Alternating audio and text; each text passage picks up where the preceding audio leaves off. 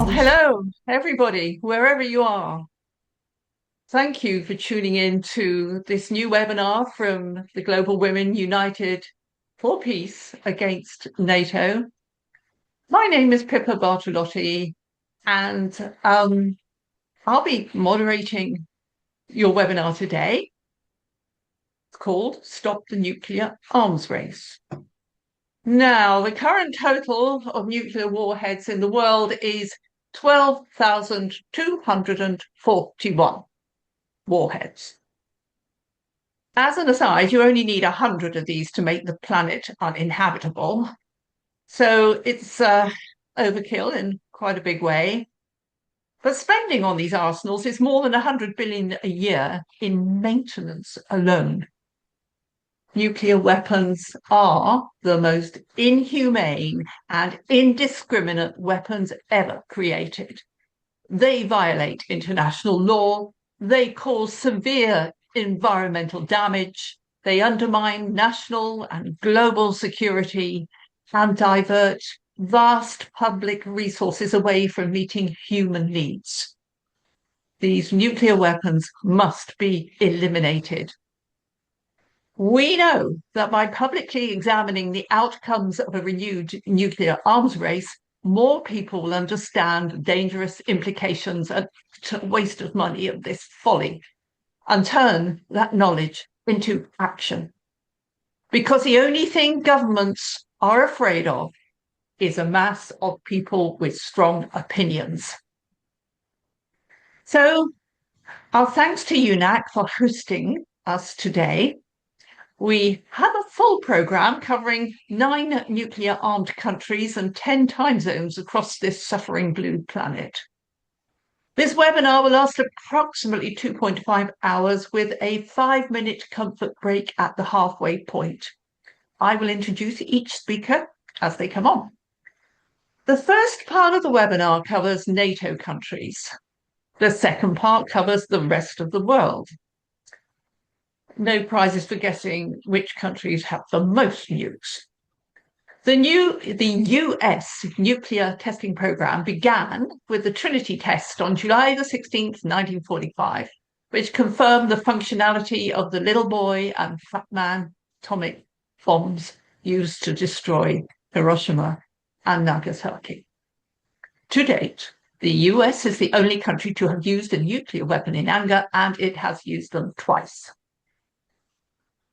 Now, the thing that spurred us on to make this particular webinar is that in late October 2025, President Trump announced that he had instructed the Pentagon to begin testing the nation's nuclear weapons.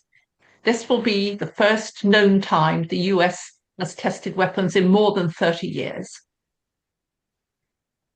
So on with the NATO countries. As of January 2025, there were estimated to be approximately 5,690 nuclear warheads belonging to the 3 NATO allies, the United States, France, and the United Kingdom. The majority of these belong to the United States, which has, I think, over 5,000 nuclear warheads. Israel, strongly allied with the US, is estimated to have about 19 existing warheads. So now I'll hand over to Helen Jacquard. Thank you, Helen, for joining us and for starting us off.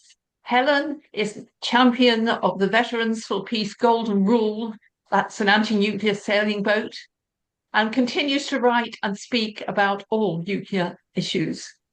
Helen, over to you. Thank you very much. I am humbled by the people that are on this webinar today. People that have been involved with this since the 1950s, 60s, and 1980s in particular. I'm rather new to this this part of my life, having started in 2015 with the anti-nuclear sailboat, the Golden Rule, and the Veterans for Peace Nuclear Abolition Working Group. I'm also humbled by being on the same platform as Scott Ritter, who is really the expert in what has been going on with nuclear weapons around the world since he was a nuclear weapons inspector. It's so nice to see you, Scott. And I'm very pleased that Ann Wright decided to put my name forward for this webinar. I'm going to share my screen and give a PowerPoint presentation.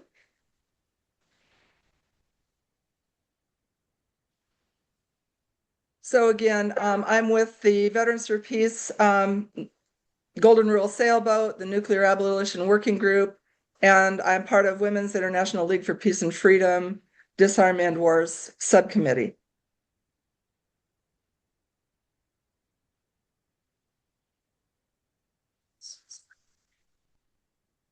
We have a difficult worldwide situation right now. The US and Western imperialism and the rise of fascism, authoritarianism, global domination, aggression, media, and political fear-mongering, crimes against humanity, and now cruelty, especially as evidenced by the United States and Israel.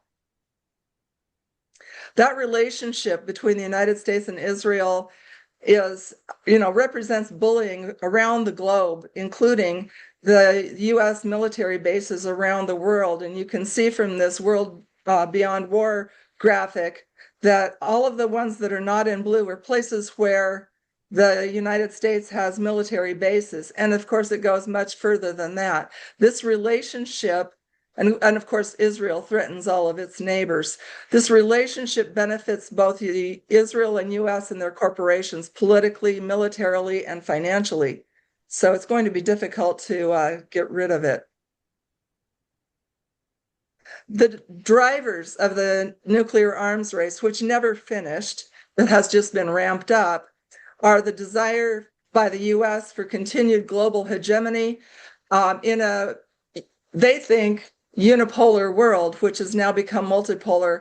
And that change is causing a lot of resistance in the military, industrial, think tank, everything else industries. Other countries desire to protect themselves from US and other threats of nuclear annihilation, but also non-nuclear annihilation. This is sort of the, okay, if you really want to wipe us off the map, we do have this one thing, the nuclear bomb. Some desire to project power. Mostly, though, I think it's caused by, these days, by greed, the desire for power and profit, and the corruption that follows from the success of that. If there was a concern for people or the planet, we would disarm now. You can see by the chart on the right that the United States has, in the last 5 years, increased its spending on nuclear weapons by 106%. That's the highest percentage, followed by the UK, France, China, and Israel, which has increased its spending by only 4%. And the rest of the nations have not really increased at all, and North Korea even less. And as Pipa was talking about, we can all look up the number of nuclear weapons that exist, both deployed and total, on the planet. And it, of course, has significantly decreased since its peak of around 80,000.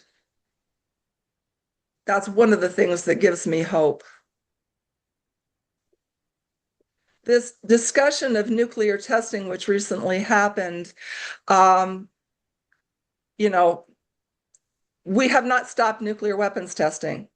They're still bringing plutonium tests to bear underground, and it just doesn't cause the chain reaction that would cause the big explosion. So, Trump has it all wrong. So let's talk about the explosive testing that he was referring to. It's not necessary. The American public doesn't want it. And it could result in other countries deciding that they would do the same.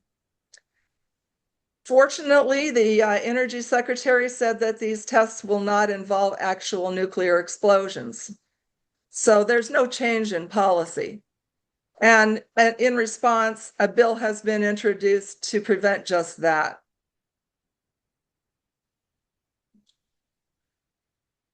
The US part of the nuclear arms race, we're slated to spend maybe $1 trillion, maybe $1.7 trillion on the total package of nuclear modernization. Sea-based, we're replacing our whole submarine fleet, and we're upgrading the Trident missiles that go on them, and we're upgrading the warheads that in turn are on those missiles. Multiple warheads per missile, multiple missiles per submarine. We're upgrading the B-52 bombers, and the B-2 bombers will be replaced by a B-21.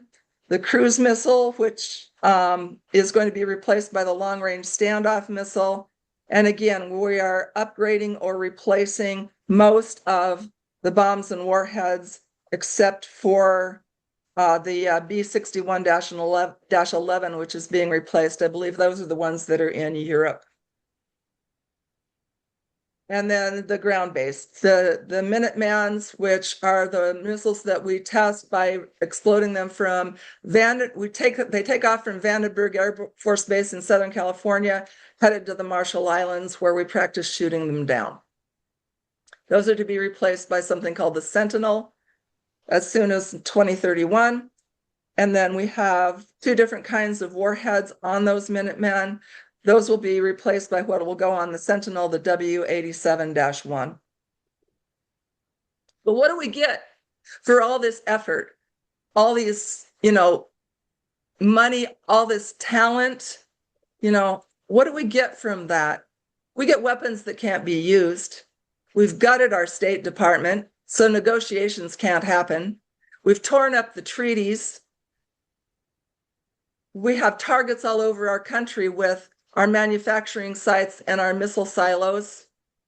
And we have nuclear power, which we wouldn't have without nuclear weapons, because that was the excuse in the Atoms for Peace argument. What we get is the assumption that these weapons will protect us, and that makes us the best country in the whole world, and that we are number one in every way. It makes us arrogant, aggressive, and it's foolish. It's a waste of our talent, our life energy. We can't even build a space shuttle right now. We don't have the manufacturing capacity.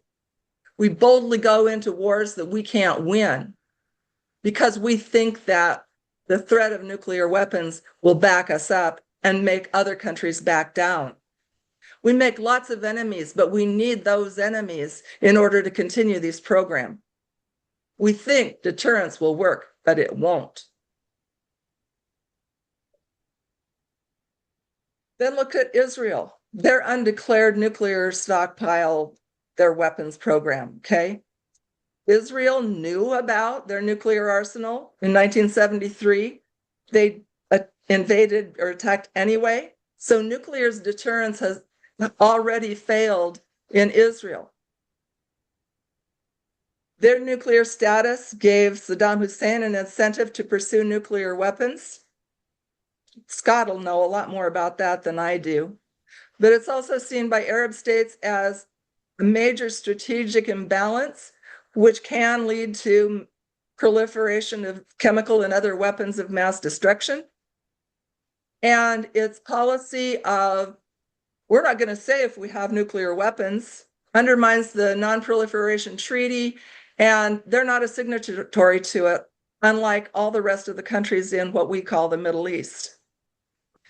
But one thing that's really scary about Israel is that when the heritage minister said that dropping a nuclear bomb on Gaza was one option, and reiterated that again in his call for a nuclear bomb option, acknowledged that this has been his position for a long time, he didn't get fired.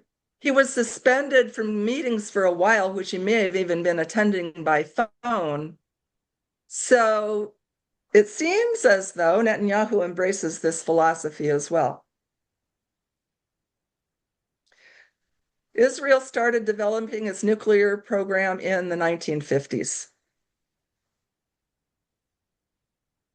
Israel has land, air, and sea-based nuclear weapons, and they're developing improved plutonium production capability.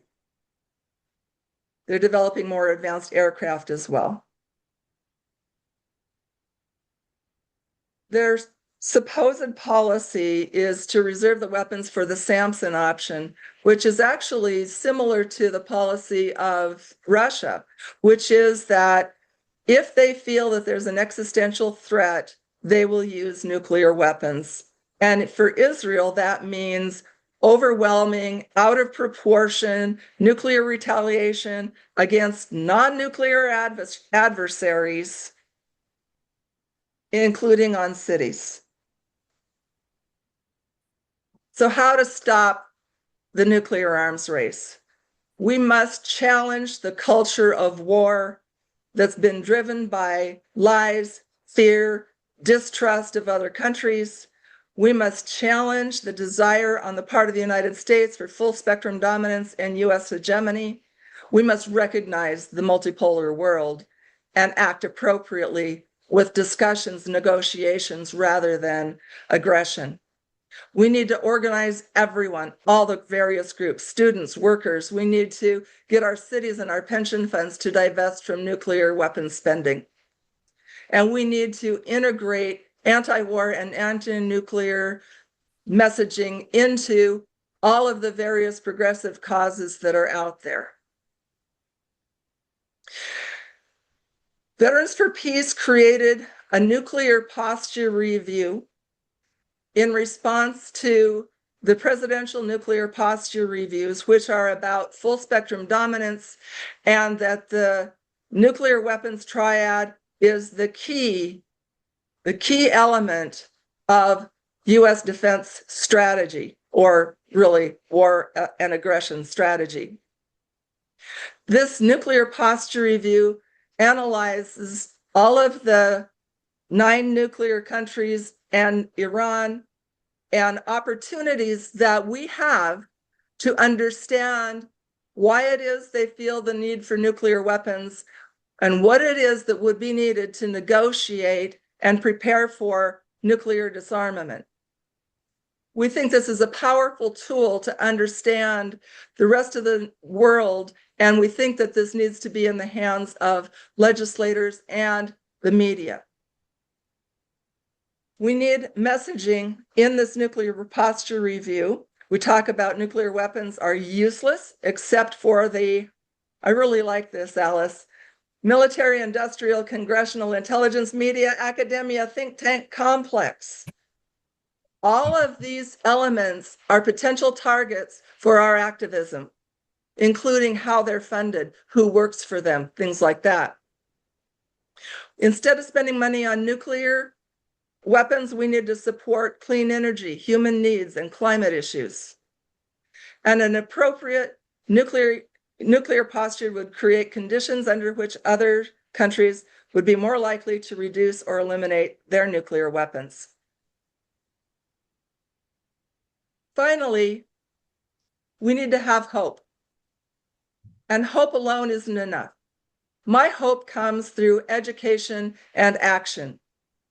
My hope comes from the Treaty on the Prohibition of Nuclear Weapons, a clear statement by the people and countries of the world that we need to eliminate nuclear weapons. My hope comes from Putin and Xi's repeated statement, a nuclear war cannot be won and must never be fought. It's a little bizarre that I think this, but the Orezhnik missile, according to Putin, reduces the need for nuclear weapons because a few of those are as powerful as a nuclear weapon. Now, I think that's bizarre that I think that, but that's what I think.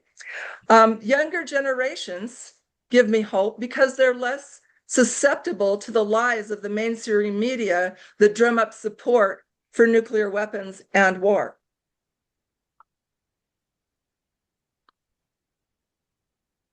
And we need to have good messaging for our education. So, we need to realize that war and militarism are the underlying problem, the culture and profit of war. We need to clearly state that in the United States, our nuclear weapons are obsolete, vulnerable, expensive. Okay. That the Pentagon's war games show that we lose every time there's a nuclear exchange. And we need to teach people that our nuclear umbrella is against the Nuclear Non-Proliferation Treaty, including those that over nuclear allies and those nuclear weapons that are illegally in Europe. And we need to resuscitate our arms control agreements. All of us need to help activate others. Educate yourself, use every tool at your disposal. And I've listed some of the toolkits available for advocacy and activism. You can look this up yourself with a simple query. These are some of the ones that I think are really great. The ones from Back from the Brink, Prevent Nuclear War, and Beautiful Trouble, which has been around for a long, long time, can help you decide what tactics you might like to use and a strategy for increasing tactics. So get out there, educate, activate, and let's get rid of nuclear weapons. Thank you very much. Thank you, Helen. That was very powerful. Thank you so much. I'm awed by your knowledge on the subject. And yes, you, as you said, the greed, the power, the profit, the corruption, that's what's leading us the wrong way in this whole story of humanity. We took a wrong road somewhere, and it is driven by greed and profit. Of course it is. And your Mickey Mouse people, what were they called? Mickey Man. I can't remember what they were called. But thank you so much. And as you reminded us, Israel is the real danger. It won't own up to having nuclear weapons, and it will not sign any non-proliferation agreements. They are a world problem. Well, thank you so much for that. Now then, our next speaker, we're lining up the recording for, is from France, Jean-Marie Collin. He is director of ICAN, which is the International Campaign to Abolish Nuclear Weapons. They have a very good website in English as well, if you want to know more about them. And so, unfortunately, Jean-Marie could not make the timing, but he has sent us this recording, which I think Joe is putting up round about now.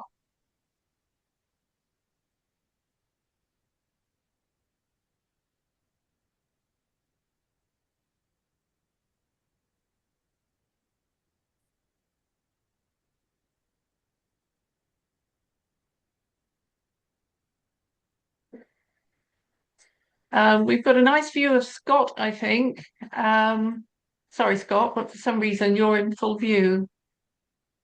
Sorry about that. Maybe your audio should, if you turn your audio down, maybe we won't see you. Yeah. Oh.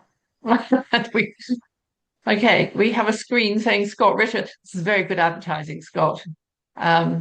So, Joe, can you possibly put up Jean-Luc's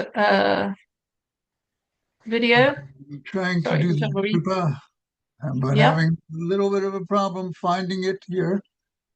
Okay. So hopefully I will. Hold on. Screen one. I don't know why I can't get it. Pippa, why don't you go on to the next? Oh, wait, maybe this is it here.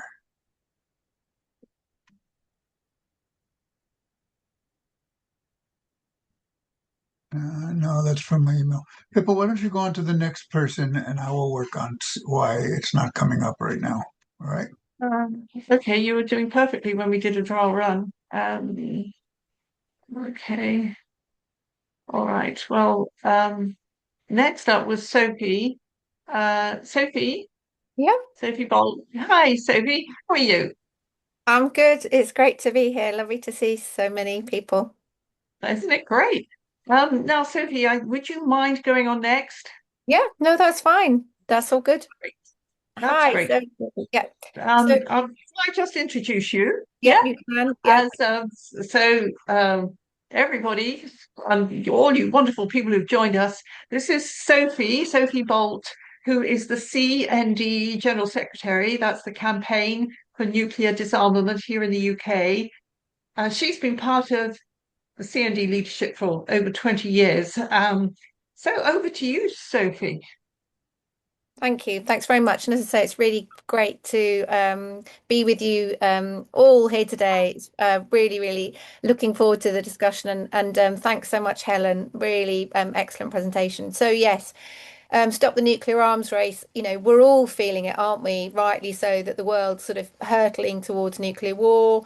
You know, we know that all nuclear states are modernizing and increasing their nuclear weapons.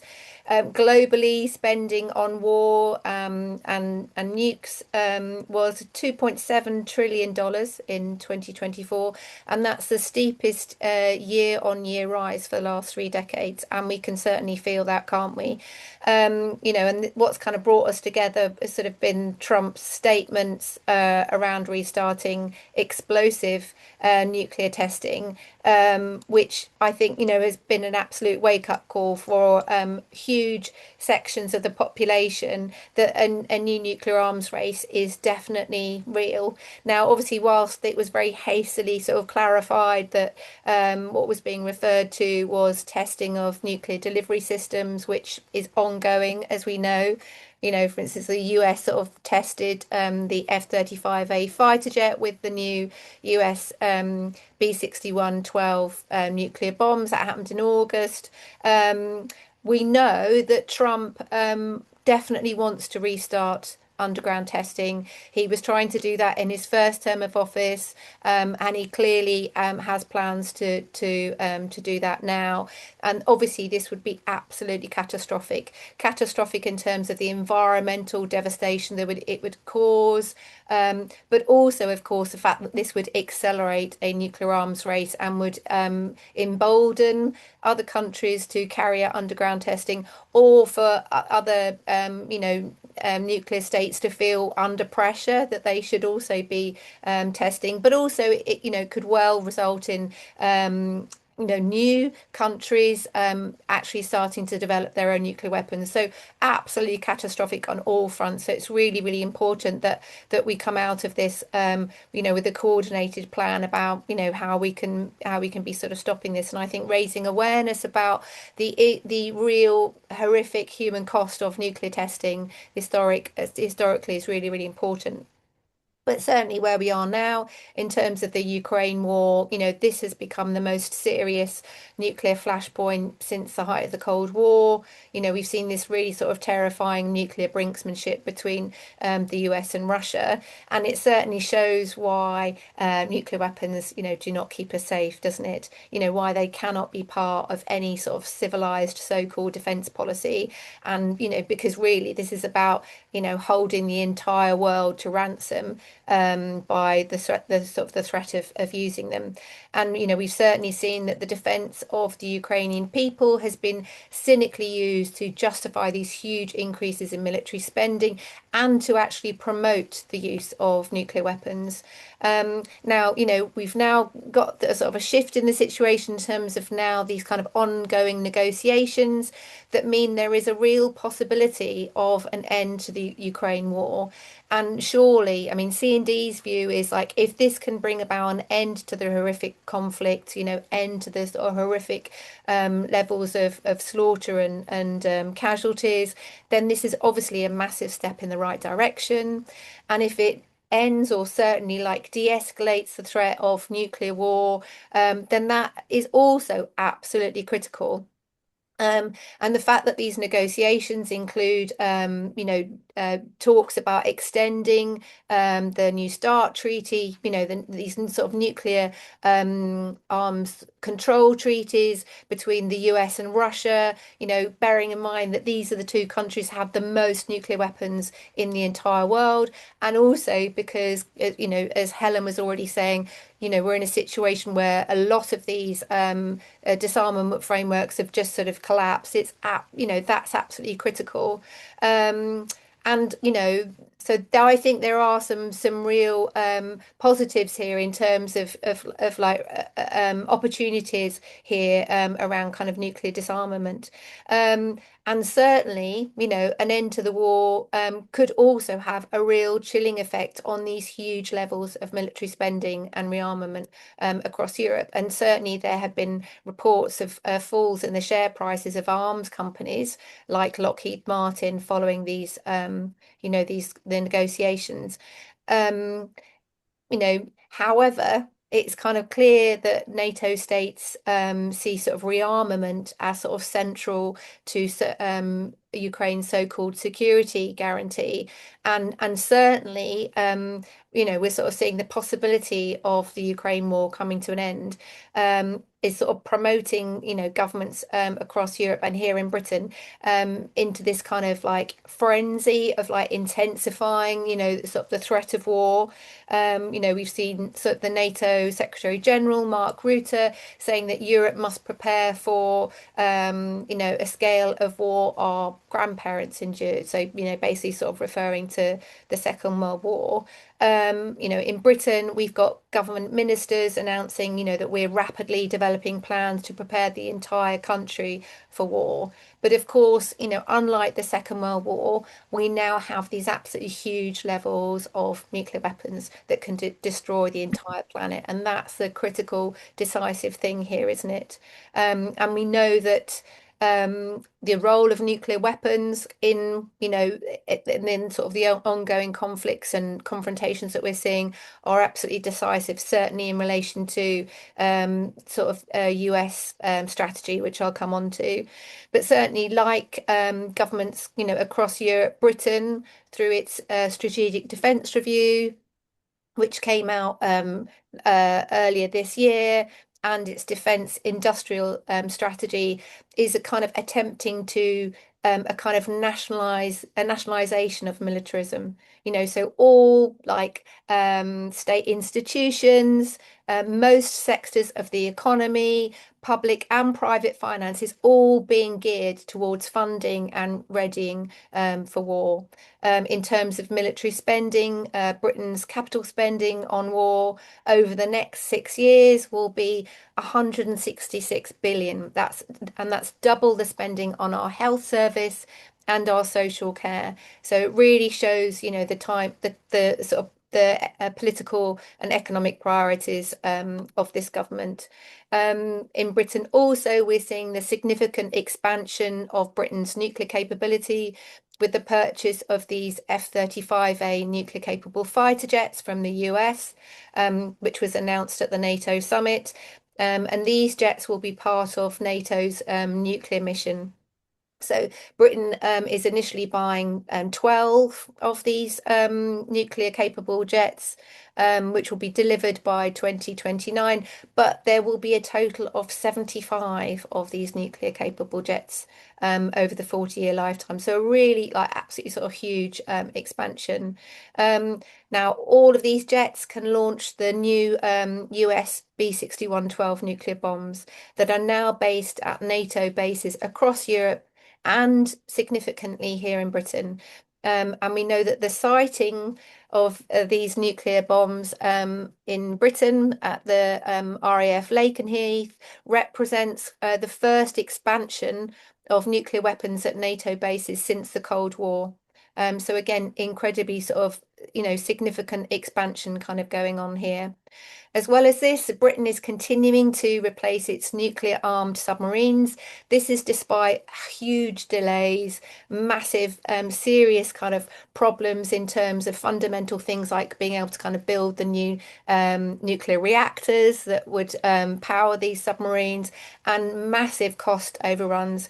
This program is so delayed, it's so over budget that the government has now decided that it's no longer going to publish any of the costs or the sort of the progress. So it's not going to make any of that available to government. So, massive sort of secrecy. And they're saying it's sort of, because of sort of national security, but it shows a real strain that this system is under. And whilst, this is being presented as all absolutely necessary to sort of secure peace and, national security to prevent a war with Russia, it's clear that the scale of the program goes way beyond any attempts to militarily challenge Russia. I mean, as already been said in terms of the sort of the already the sort of the level of European militarism is way beyond Russia's, and certainly in the national security strategy, Trump's security strategy, they make that absolutely clear that Europe, is sort of superior to Russia, sort of in terms of kind of conventional military might. So it goes way beyond that. And certainly, in relation to Britain, for instance, that's part of this AUKUS treaty, which is all about, making non-nuclear Australia become a kind of a nuclear power. We know that Britain's now doubling down on this treaty, saying that we've got to, accelerate the treaty. We've got to have it at delivery stage, even while it is unable to kind of develop and deliver its own new nuclear submarines. It's determined that it's going to be meeting its kind of contracts to deliver those nuclear powered submarines for Australia. And obviously that treaty is part of this kind of military encirclement of China that we've seen that's been going on since the pivot to Asia, the policy announced by Obama, since 2010. So this sort of attempt to bring an end to the Ukraine war, whilst it marks a shift in tactics for the US that characterizes Trump's administration, it's still basically the same strategy of the US trying to maintain its global dominance, or try and like cling on to, or sort of like retain, or its dominance, that's totally backed by the threat of using its overwhelming military might. And as I say, central to that is its nuclear superiority. And the sort of the national security strategy, as I say, that makes it absolutely clear that the US colonial ambitions are still, absolutely strong. It talks about restoring America's preeminence in our Western Hemisphere. So this is about overthrowing leaders in Latin America who won't open up their economies to the US again. So, which is what the US wants to do, to sort of steal the natural resources of wealth of those countries to sort of enrich itself again, to try and, to sort of better compete economically. So we're seeing this threat with in relation to Venezuela already. This is a country that has the biggest oil reserves in the world. The US is kind of sending nuclear powered submarines, really kind of building up a military threat there. Very, very serious situation. And within that strategy, it also talks about removing foreign influences in, as I said, our hemisphere. So this is given that China is the #1 trading partner with most of the countries in Latin America, this is about breaking those economic ties with China. So yeah, as I say, it's the strategy is absolutely clear that it's about accelerating this pivot to Asia to contain and check China's growth and influence. And it refers specifically to investing in research to preserve and advance our advantage in cutting-edge military and dual-use technology, with emphasis on the domains where US advantages are strongest. And these include undersea space and nuclear, as I said. And the US is still absolutely intent on outspending all the nuclear weapon states combined, allies or not. And Helen's outlined this very, very clearly, so I won't sort of dwell on that. But these are huge levels of military spending. But on top of that, the US administration, and now under Trump, is corralling all its US allies, particularly across the Asia Pacific, into militarily kind of confronting China. So, for instance, the newly elected Japanese Prime Minister is now reviewing the country's fundamental non-nuclear principles that would enable the US to use Japanese docks for its nuclear submarines, or even to station nuclear weapons in the country. So, we're in like a very serious situation. The stakes are incredibly high. The idea of a nuclear war with Russia, let alone China, is absolutely terrifying, isn't it? This would be the end of the civilization as we know it. It would destroy huge swathes of the planet. Those who were left would be struggling with famine, from sort of destroyed ecosystems. So, as we know, and we, continue to argue, nobody can win a nuclear war. So, it's absolutely critical that we kind of come together to oppose this. And because the stakes are so high, the calls for nuclear disarmament, for a strengthening of the sort of the international framework for disarmament, is actually growing. And certainly, the alternatives to war and nuclear annihilation are also definitely growing. And we know that the war drive and this, that we're seeing across Europe and globally is only worsening all the security issues that we face. It's only driving them further, aren't we? So in relation to climate breakdown, rising social deprivation kind of globally, but also, of course, the rise of the far right. So, what CND is saying is like, war and nuclear weapons cannot solve any of these problems. It's only making them worse. And so we need to be looking at what are the real solutions to the crises that we face.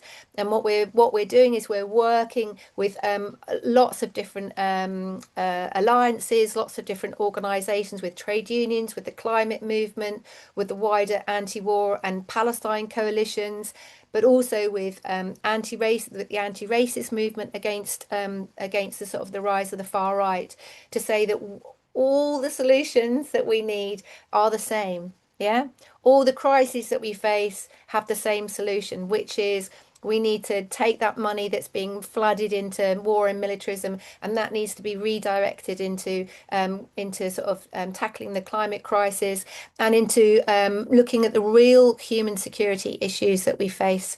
And that's where that money needs to be going into. And that's, they're the sort of the solutions that will bring about the kind of security and the kind of peace and sort of sustainability that we need. So just finally, in terms of the common action, I mean, I totally agree. We are part of a global movement that wants nuclear disarmament. We have really got to strengthen that global cooperation now, haven't we? And I think that key to that is sort of, we need a new START treaty, don't we? That's coming to an end in February 2026.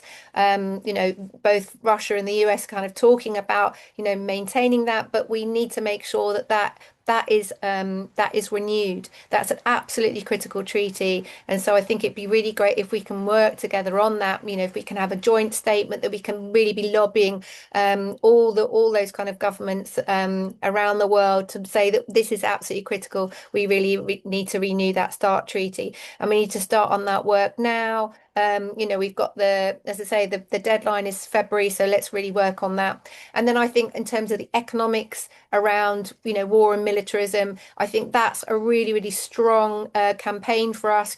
People who might still be a bit sort of confused about like the sort of do they make us safe? Do they kind of keep us safe when it comes to sort of the economic impact of war and militarism? That's where people are making their decisions based on their living standards, aren't they? And when we're seeing like worsening austerity, further kind of attacks on our public services, there's a really, really sort of strong broad campaign that can be brought together with trade unions and the sort of the wider society on that. And that's something that C&D is working very hard on, particularly with the trade union movement. So, and then just finally, I totally agree with Helen in terms of working with young people.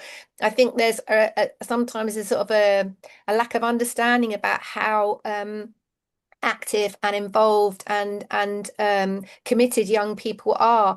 We're certainly sort of seeing that here in Britain. You look at polling, it's young people who understand the threat of nuclear weapons far more than other kind of demographics. And it's young people who've been so active in relation to opposing the genocide, like, taking on really, really significant struggles in their university, through encampments, facing expulsion, and now we're seeing, lots of young people who are sort of, getting arrested and imprisoned and that sort of stuff. So it's really, really important that we work and support those young people, because obviously, it's sort of a future that looks really, really bleak, doesn't it? And I just want to say how brilliant it is, the German students coming out on strike against sort of the voluntary conscription. We've got a real sort of serious issue here in Britain as well. So I think sharing, those wins, like being inspired by, those that resistance that's taking place, and ultimately,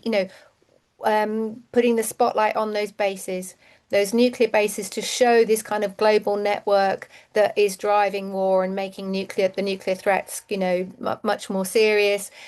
We've got really fantastic, really, really strong, rich campaigns against those military bases globally that we can really take inspiration from. I mean, just on Friday, we had an anniversary of the Greenham Women's amazing action at Greenham when it was a military base, getting rid of the cruise missiles, when 60,000 women were on the silos. So we have these really, really rich traditions, and for us it's about kind of reminding people that it's always political protest. It is us that has ensured that nuclear weapons haven't been used again, and is us that has ensured that political leaders have been forced to sign up to these arms control treaties historically, and we can do it again. So thank you. Perfect. Thank you so much, Sophie. And we just have this incredible panel of people together in this webinar. We have all the ingredients for a global campaign. And I think we'd all be agreed that if we can link up more globally, it will be to the benefit of, it'll be a case of the sum of the parts being greater. So now then, I think a coordinated plan is in order, but I don't know who's going to do it. And nice to see you again, Sophie. I think the last time we met was in Lakenheath earlier in the year at the Peace Camp. So look at the chat, everyone. It's really, really great. There's a lot of information in the chat, and we will be saving that. And also, let's look at what can be done now with our presentation. Oh, here we are. This is now a presentation from Jean-Marie Collin. Oh, we got a problem with OneDrive storage. Maybe that was the problem. Can we try and run it now and see if we're getting through properly? Trying.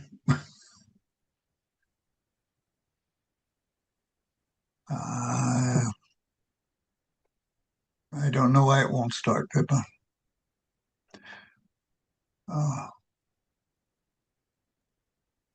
Try media Are you in Media Player? Yes. Here we go.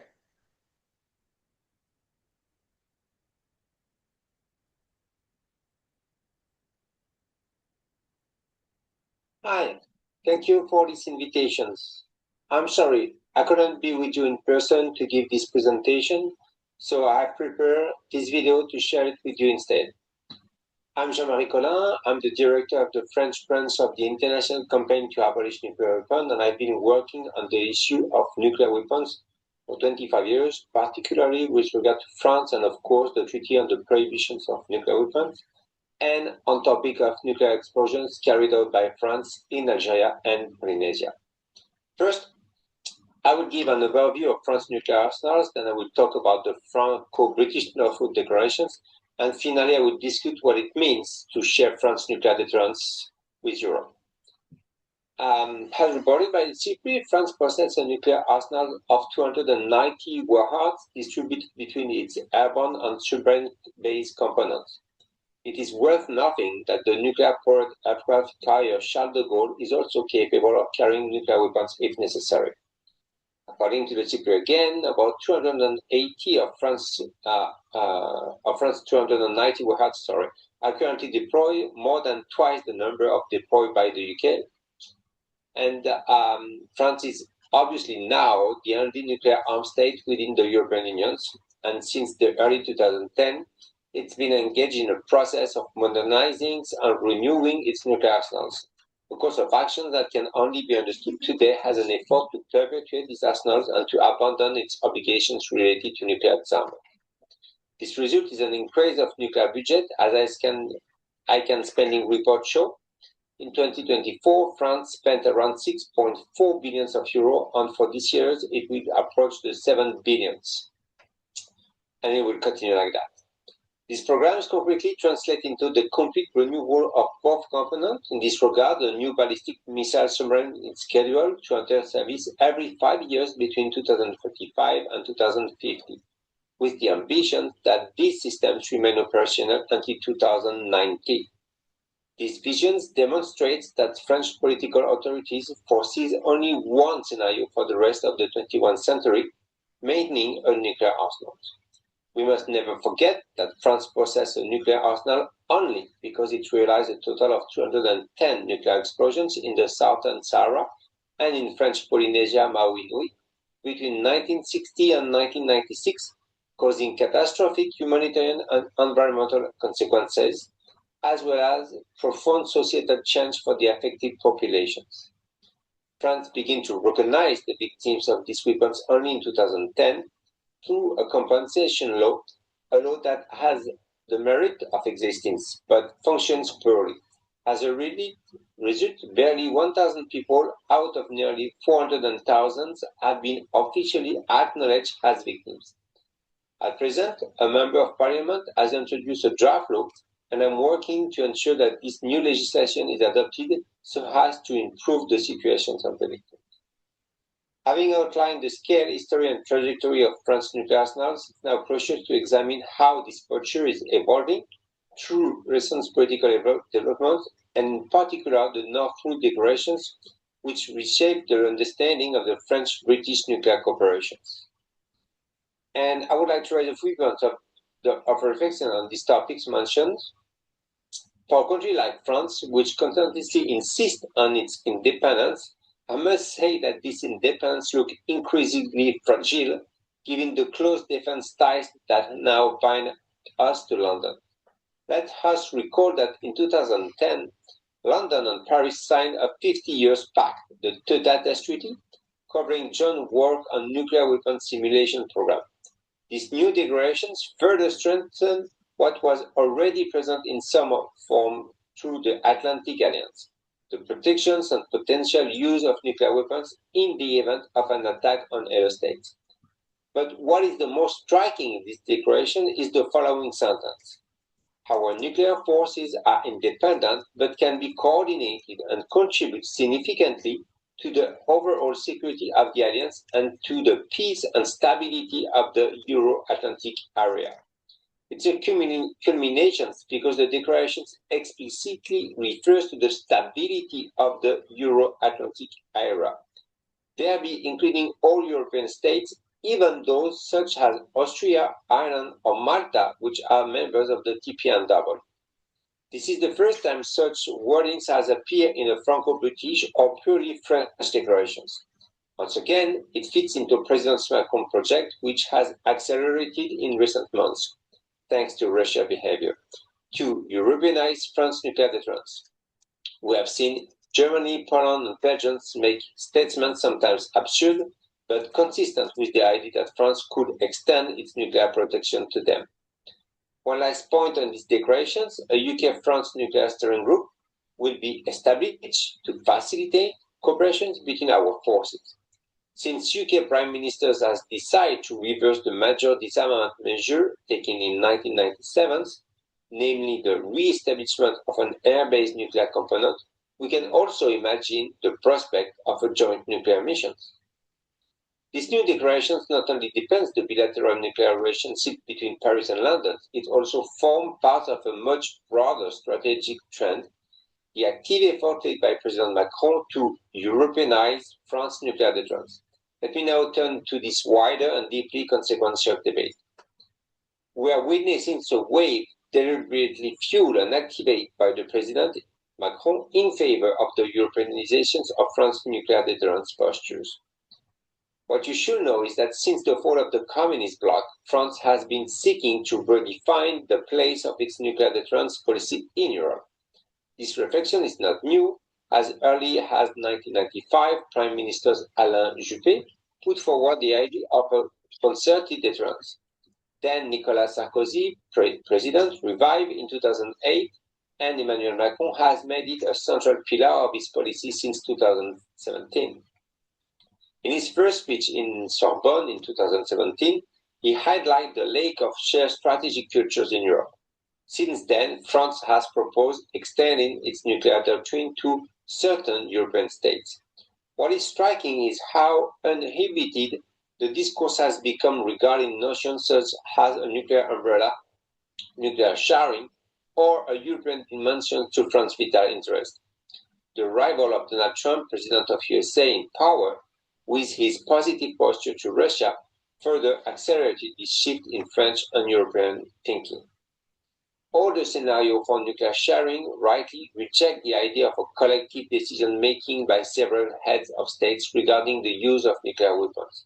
Yet, none of these scenarios explain how long-term trust is supposed to be built between the nuclear armed state, France, and the state it will protect. Two major scenarios are emerging, and it's essential to understand that both are conceived to last for several decades, not a few months.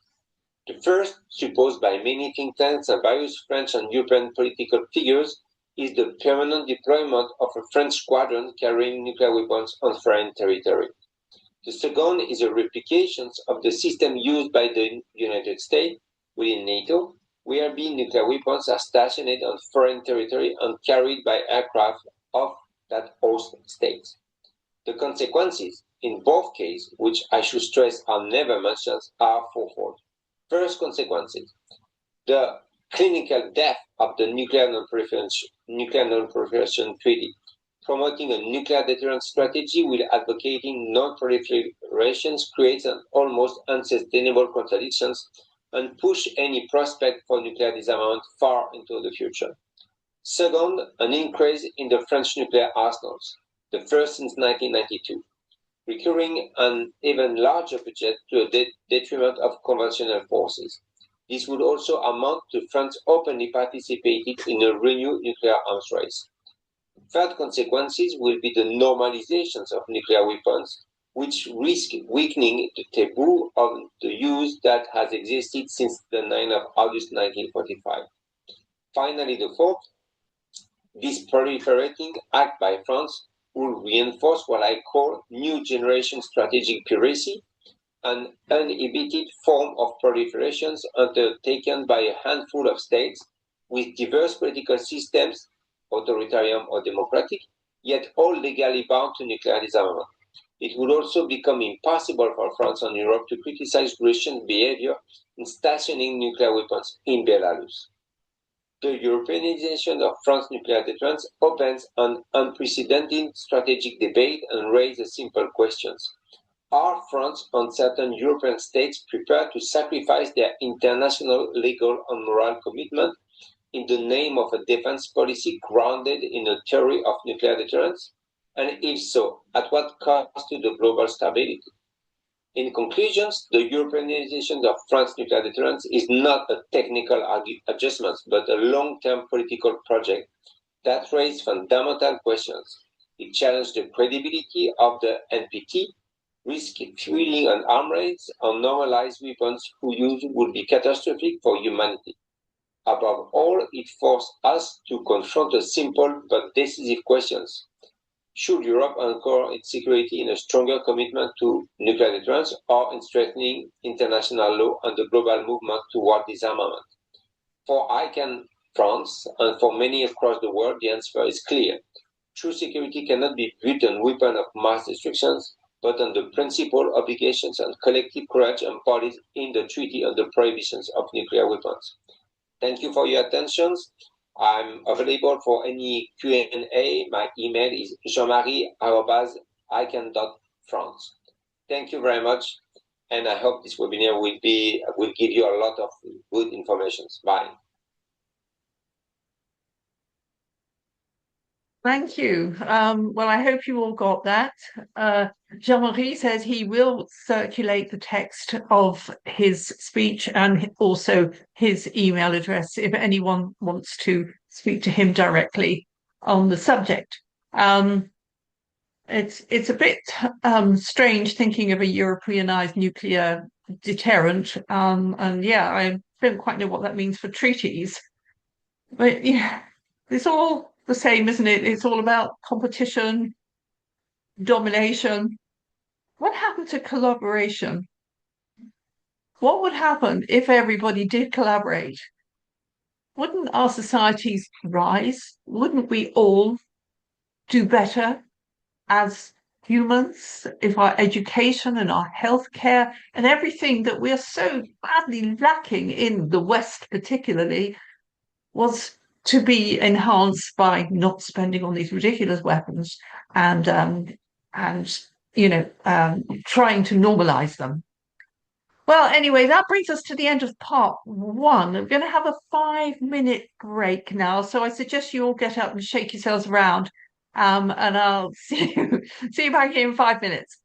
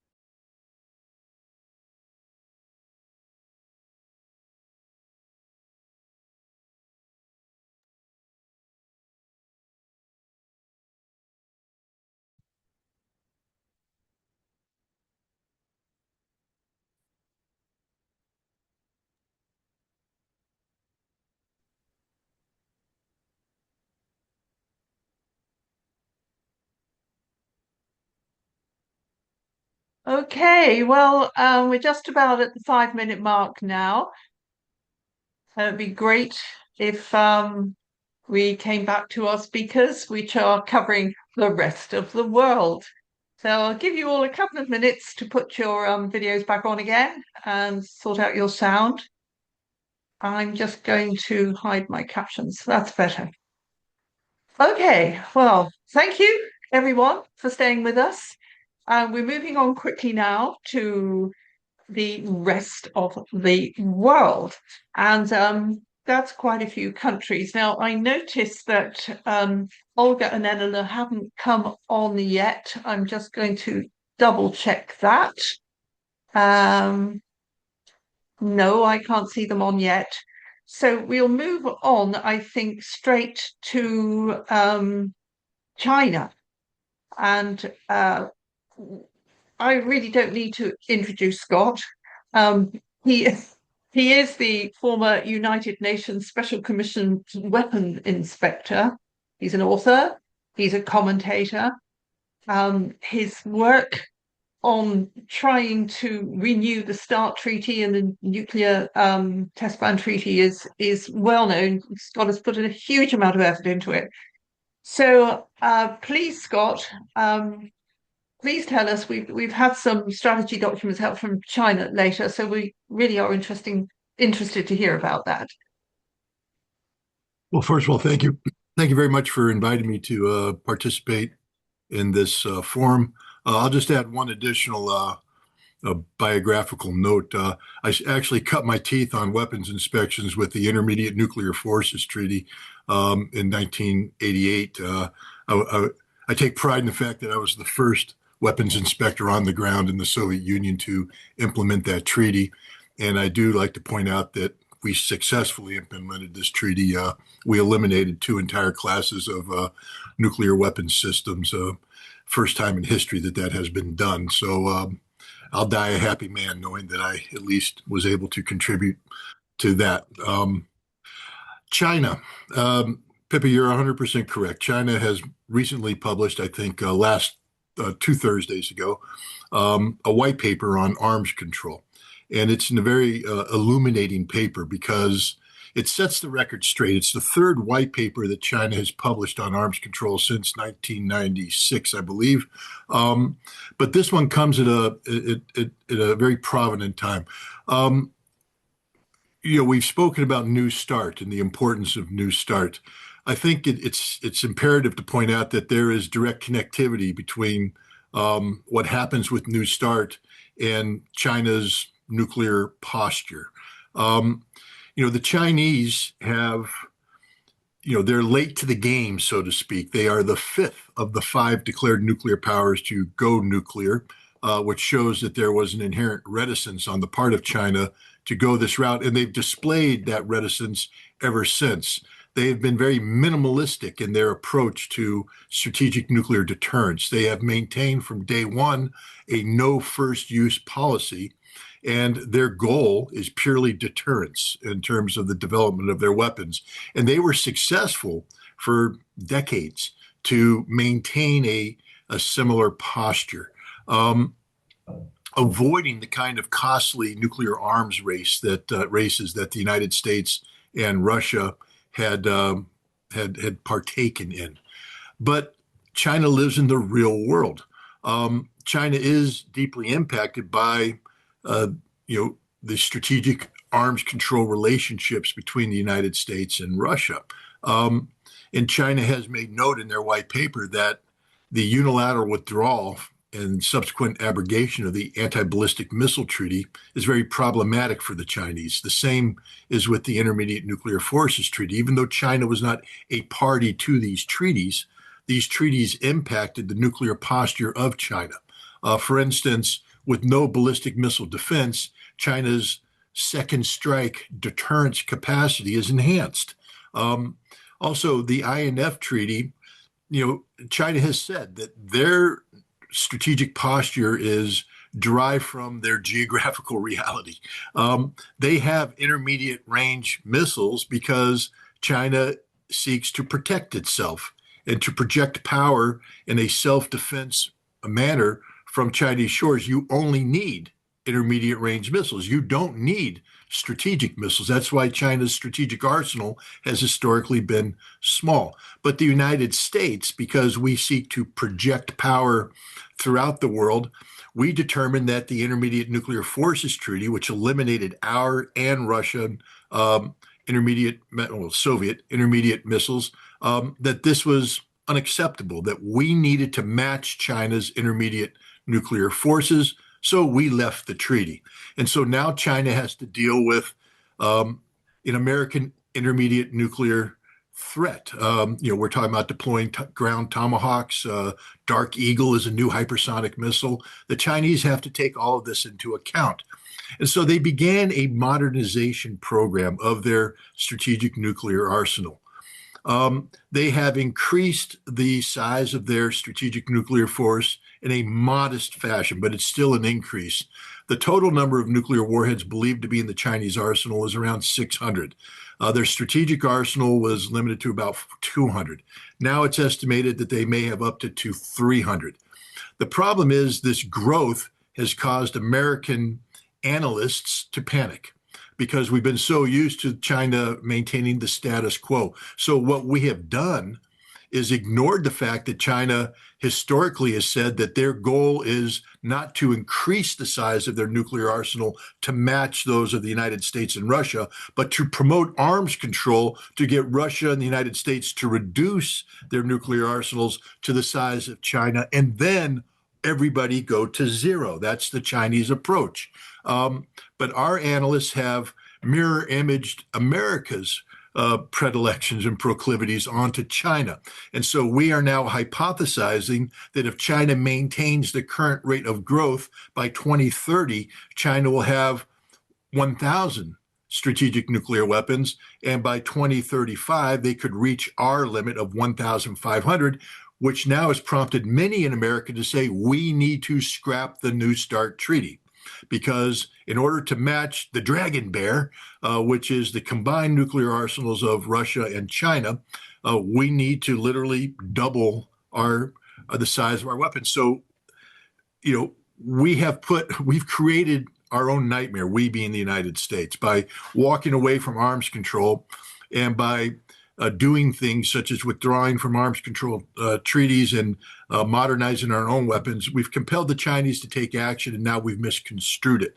But perhaps the most dangerous thing that we've done recently is because of this false analysis, I believe, the Biden administration changed the nuclear employment guidance issued by the president. This is a very, very secret document. It's our war plan. It's how we go to war.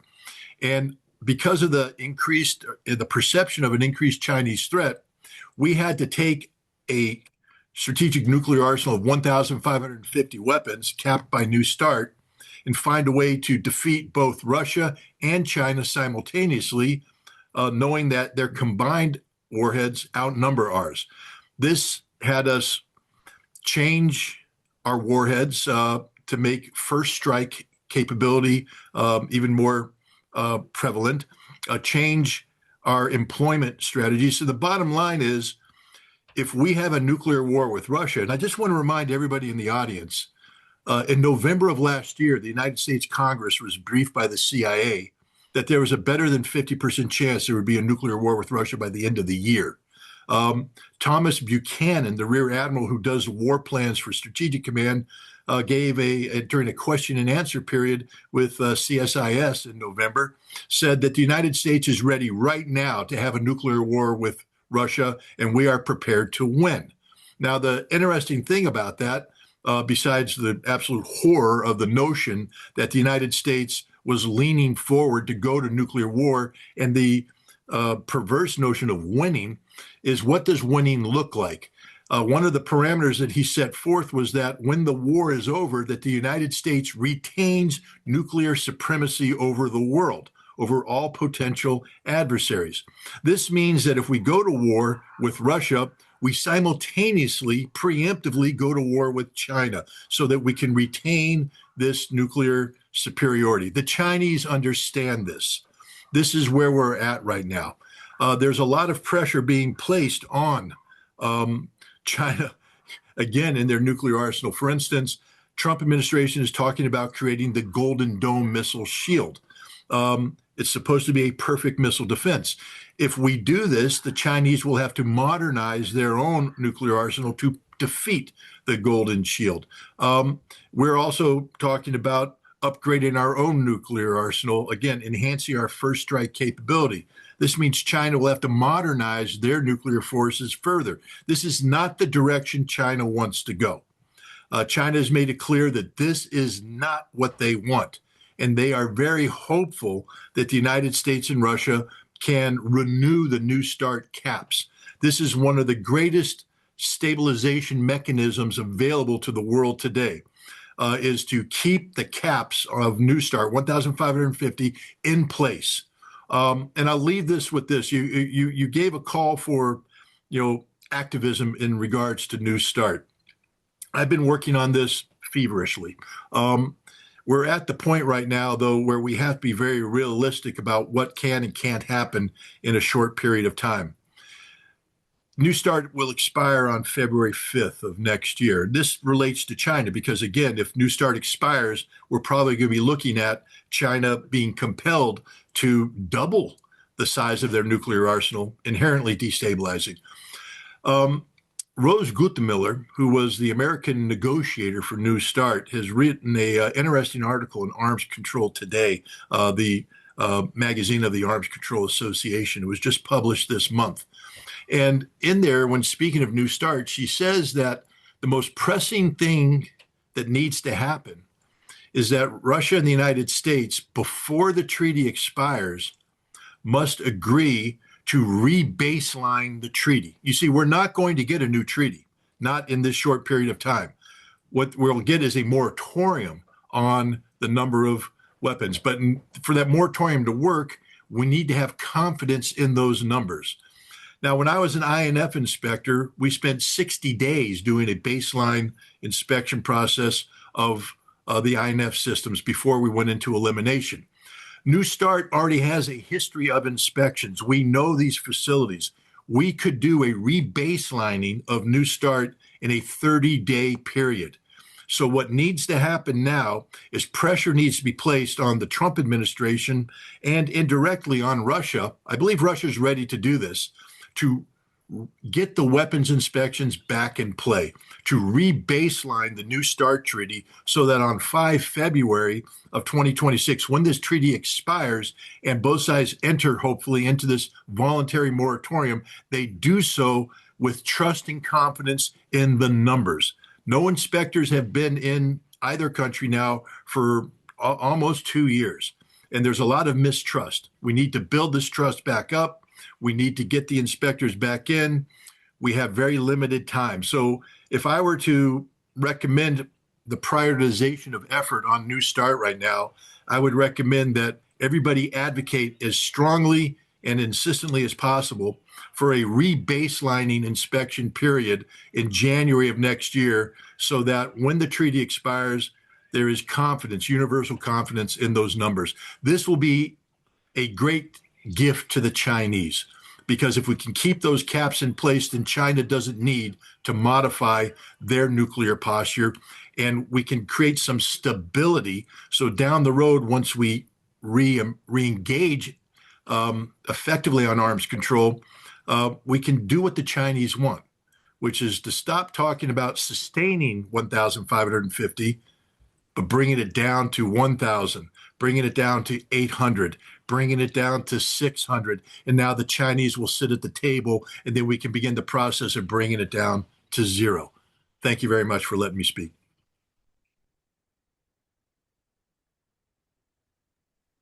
Thank you so much, Scott. That was so much information and so wise, and so obviously wise in so many ways. And yet we don't understand our government's rush towards spending all our money on weapons.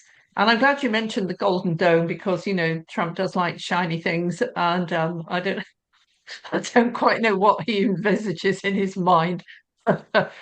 I do hear that it probably won't work, and the Resnik missiles probably would perforate it in any case. But there again, it's just an excuse to put more money into the military-industrial complex, if nothing else. So thank you so much, Scott, for that. Now, I would also like to say, people, you all should have access to the Q&A. So please put any questions in there, because we've got a fabulous chat, but I'm not going to be able to sort out the questions from the chat. So please put some nice, concise questions into the Q&A so that we can look later after all our panelists have spoken. Well, now we have our 2 speakers from St. Petersburg. We have Olga Mandrika and Elena Chanova. I think you have to put on your videos and your audio now so that we can see you, which we can't see you yet. So please do that. Now, Russia hasn't conducted a full-scale explosive nuclear test since 1990. It's been adhering to a moratorium, I should say. It has signaled readiness to resume testing if the US does. But Russia has also offered to extend the limitations set by the New START treaty for a year. So I'm not sure who's going to speak first, but Olga is a university teacher, a PhD in water ecology, Russian State Hydrometeorological University, St. Petersburg. And Elena Chanova is a social psychologist, conflictologist, and sociologist, also speaking from St. Petersburg. So I'm hoping that to be able to see you, which I can't yet. Can you hear us? I know you're there, but I can't see you. Can you unmute?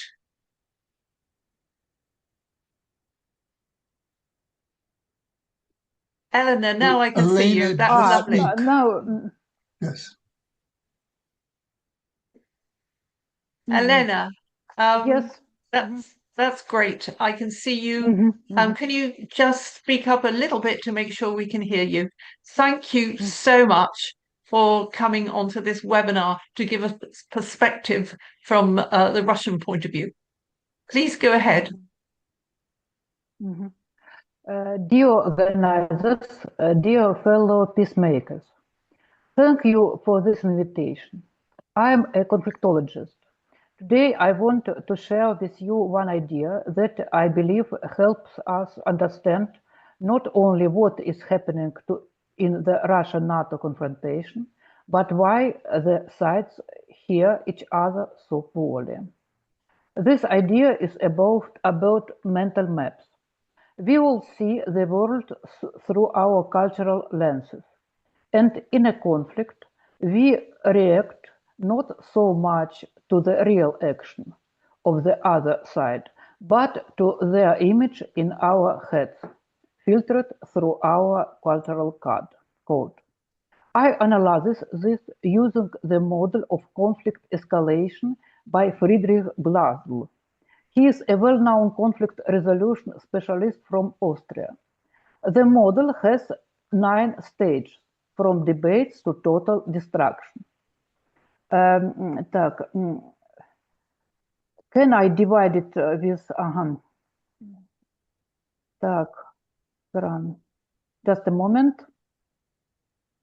Just a moment. The model have...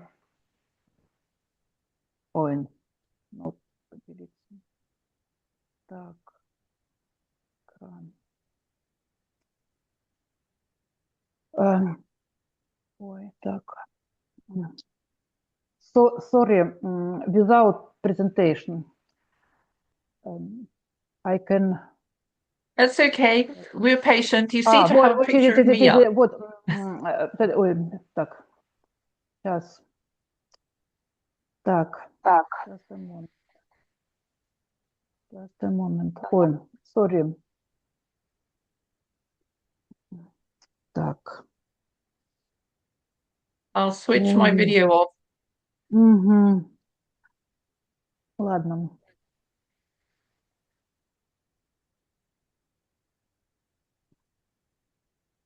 Ладно, without presentation. The model has 9 stages, from debates to total destruction. Each stage has corresponding methods. For example, mediation is effective in the first 3 stages, while forcible intervention is the last resort at the latest stage. Oh, just... No. If we apply this linear map to the current conflict, the conclusion for the West is obvious. We are somewhere at stage 7, limited destruction, and in the low slow zone. Therefore, the logic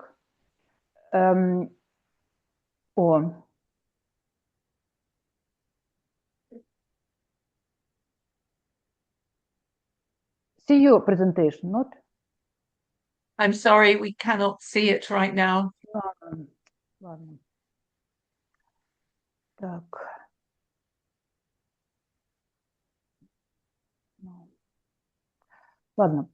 Therefore, the logic of the map suggests an external arbiter or forcible deterrence is needed to prevent falling into the abyss. In this logic, NATO's policy of building up its presence can be perceived not as escalation, but as forced measure of de-escalation according to this scheme. Eleanor, can I interrupt you for a moment? The screen that I am seeing is just actually a picture of me, which wouldn't be perfect for this. Ah, Hooray! See you. Ой. Так. Ой. okay. Can we make this screen a little bigger, do you think?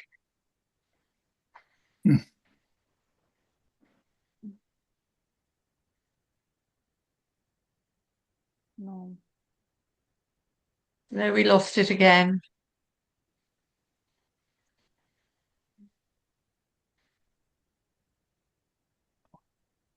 And we still have lost it. I'm sorry. It's okay. If you Can I continue? No. Yes, please. For rational logic, it can be a way to prevent the conflict. But here is the paradox. Russia has no map. Russian cultural code allows for jumps. Let me give three well-known quotes from the Russian political leader as examples. Number one, if a fight is inevitable, strike first. For the Western map, this is a jump to stage 7. For Russian logic, it can be a way to prevent the conflict from growing so that we can return to the negotiating table later. Fourth is not the last, but one of the first arguments. Number two, we will go to heaven and they will simply die. On Glasgow map, this is level 9, readiness for mutual destruction. In the Russian cultural context, this is often a metaphor for resilience, not a literal plan. Pragmatically, it is lose-lose zone, but ideologically, it is a win-lose zone. Number three, Russian borders never end. The Western code is a code of non-interference. The Russian historical code is a culture of intervention in sphere of its ideological influence. We see a mismatch of maps. What does this mean for us, peacemakers? Our challenge is to become translators between these mental maps. Understanding this deep difference in conflict perception is the first practical step towards dialogue. Thank you.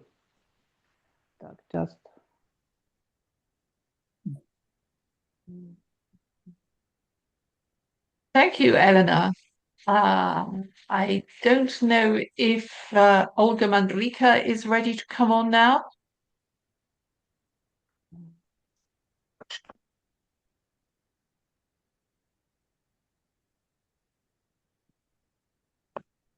Again, Olga, could you put on your camera and unmute yourself?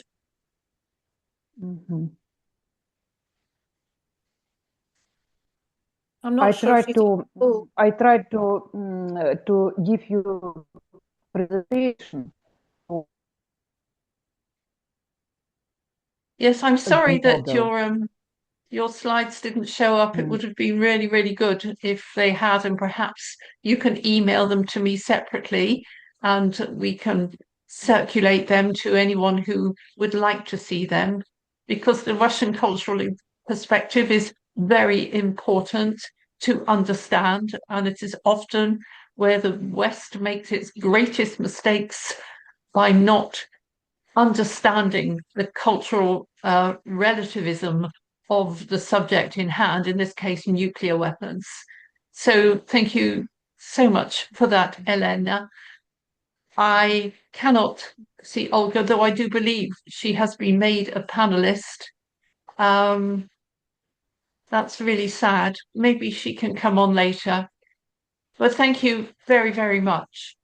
Now, in fact,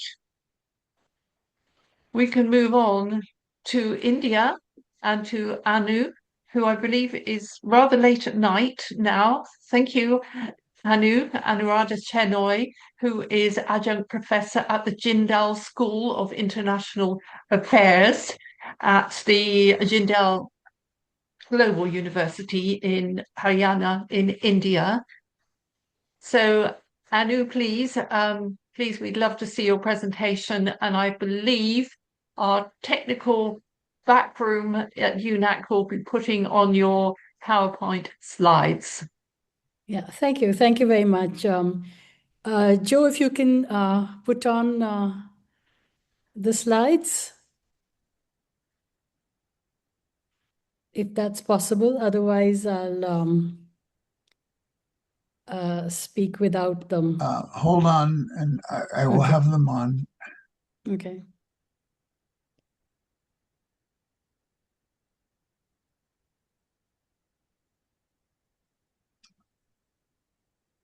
Okay, thank you. So we get on to the first slide on the next slide, Joe. You see, both India and Pakistan are nuclear powers. And first, I want to just say that, I agreed with everything that all the speakers said before me. Our views match. I believe in the kind of activism, in the kind of analysis that you have all presented. And a lot of your critiques of the nuclear positions and how they have unfolded in the US and the West, they have been mimicked in between India and Pakistan. Because here are two countries who have been in conflict since, Britain left them and they were independent. And Pakistan and India, they conducted their major nuclear tests in 1998. India first had a small test in 1974.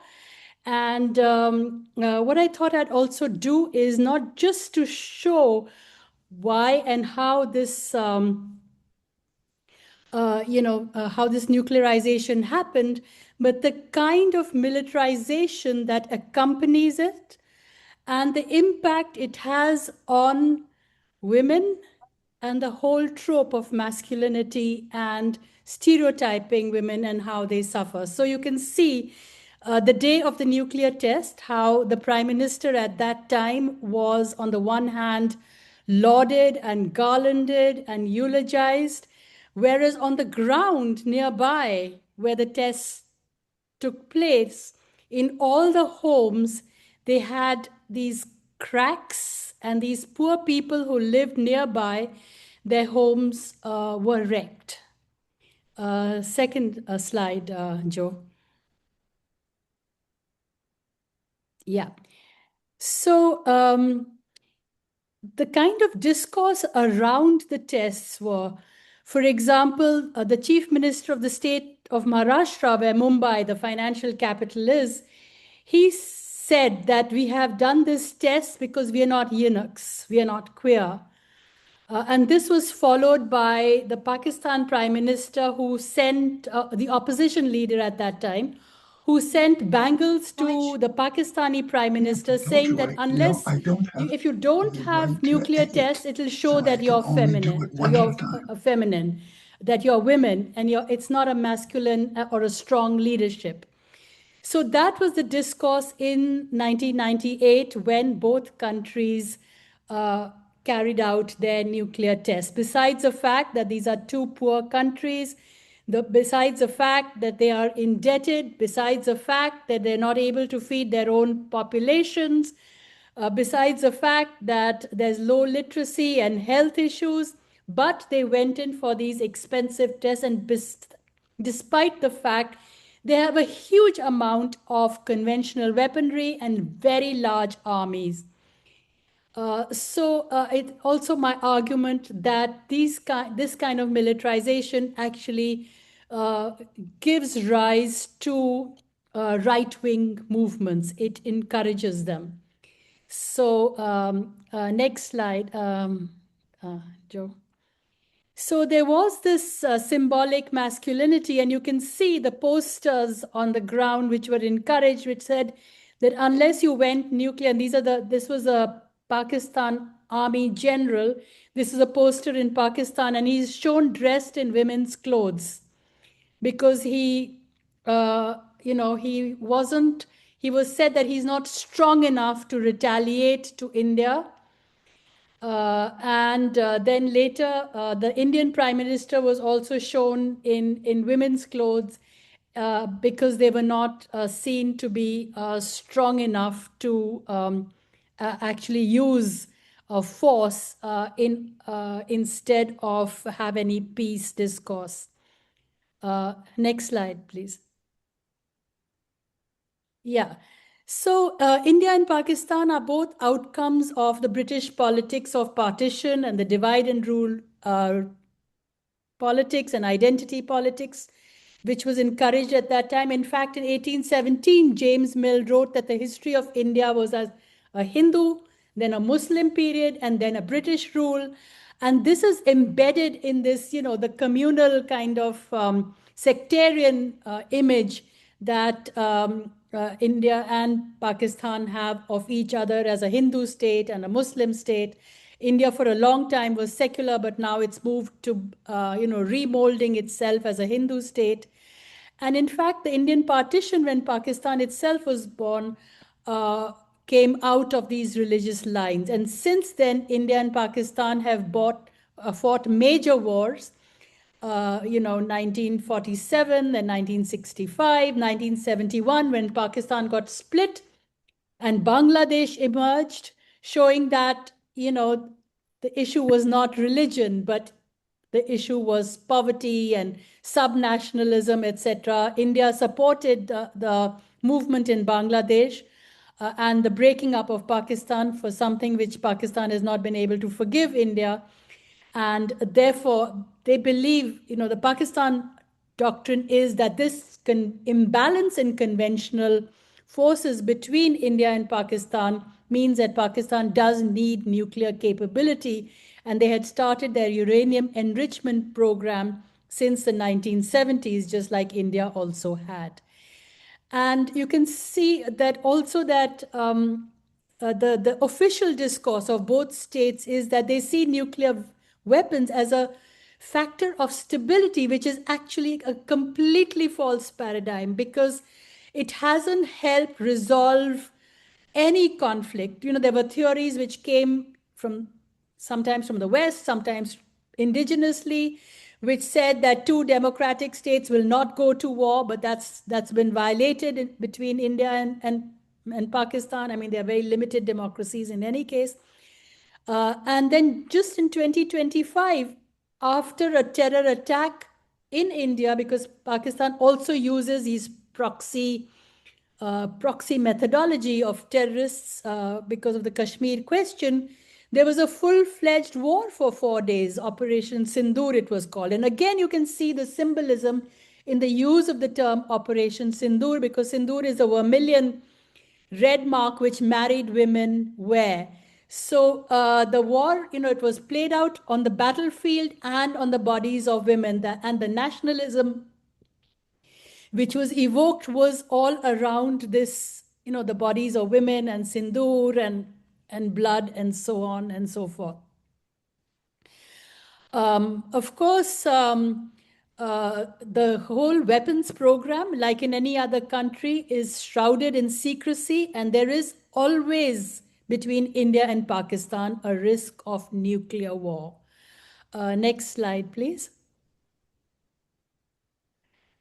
Okay, so there you can see the number of, possible small, almost every second year, there has been a terror strike in India, sometimes on the parliament, sometimes on the Mumbai Express, sometime in Pathankot, Uri, Pulwama. I mean, I could just go on.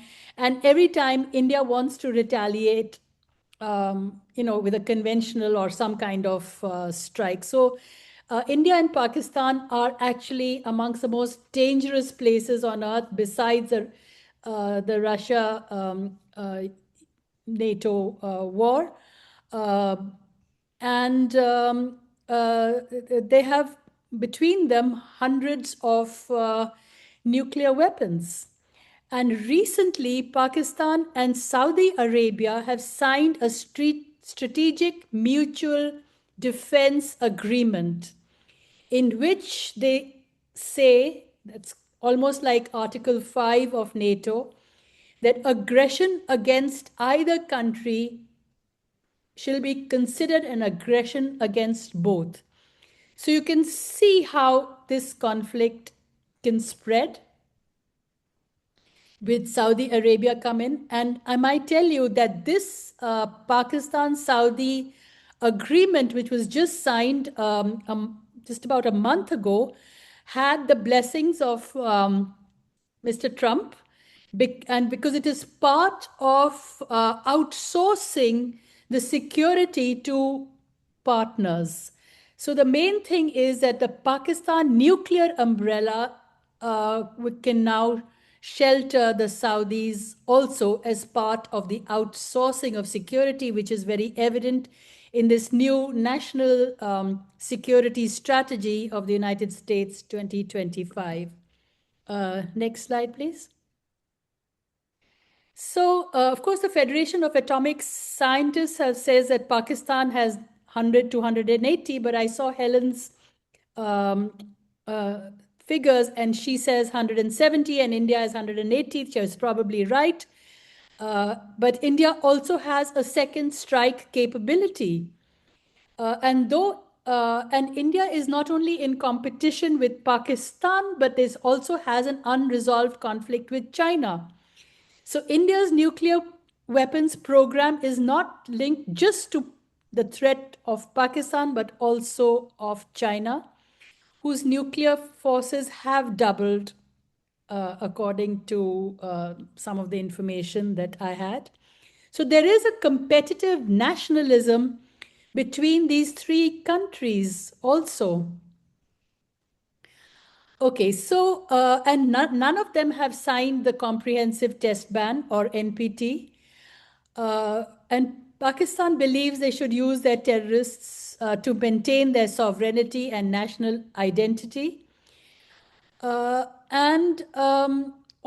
on account of that, you know that the Pakistan army is extremely important, and the civilian structures are really proxy to the Pakistan army, sadly. So it's a very militarized system, not that we're any less militarized. So it's really militarization, counter-militarization. And recently a bill was passed where the Pakistani Chief of Defense Forces cannot be subject to judicial oversight. The judiciary cannot kind of investigate, or there can be no case against the Chief of Defense Forces. So the Pakistan civil system and their executive and their legislator is forced to support the military system, and that's on account of this continuous hostility. So you can imagine if this hostility was de-escalated and if there was some agreement on peace, both countries would become more democratic and less militarized. Next slide, please. Next slide. Yeah. So you can see the discourse here also, which comes from US militarism. It comes on our television also. So there is such a great need actually for global disarmament. Earlier, all of us who were opposed to the India-Pakistan nuclear programs, we used to talk about regional disarmament, but it's clearly not possible without global disarmament. And though India has committed to no first use, and so has China, as Scott just said, there needs to be a no war, no terrorism pact also between India and Pakistan, an international conference on disarmament with all the new nuclear states. Very often, these huge conferences leave out India and Pakistan. And I think my last point is that this I'm sorry to interrupt you. Done. But we need to sort of tidy up your presentation now as we're running a little bit over time. My last point, if you can just show the last two slides very quickly, Joe, that of course the women's movement and the trade unions, etc., have countered it, but currently India is in a state of diminished democratization, curbing of dissent. So we'll really have to depend on the global disarmament movement. So thank you very much. Thank you so much, Anu. And we'll share your slides later. And anyone who would like a copy, please email me and I'll send them over. Now, I can't see our people from,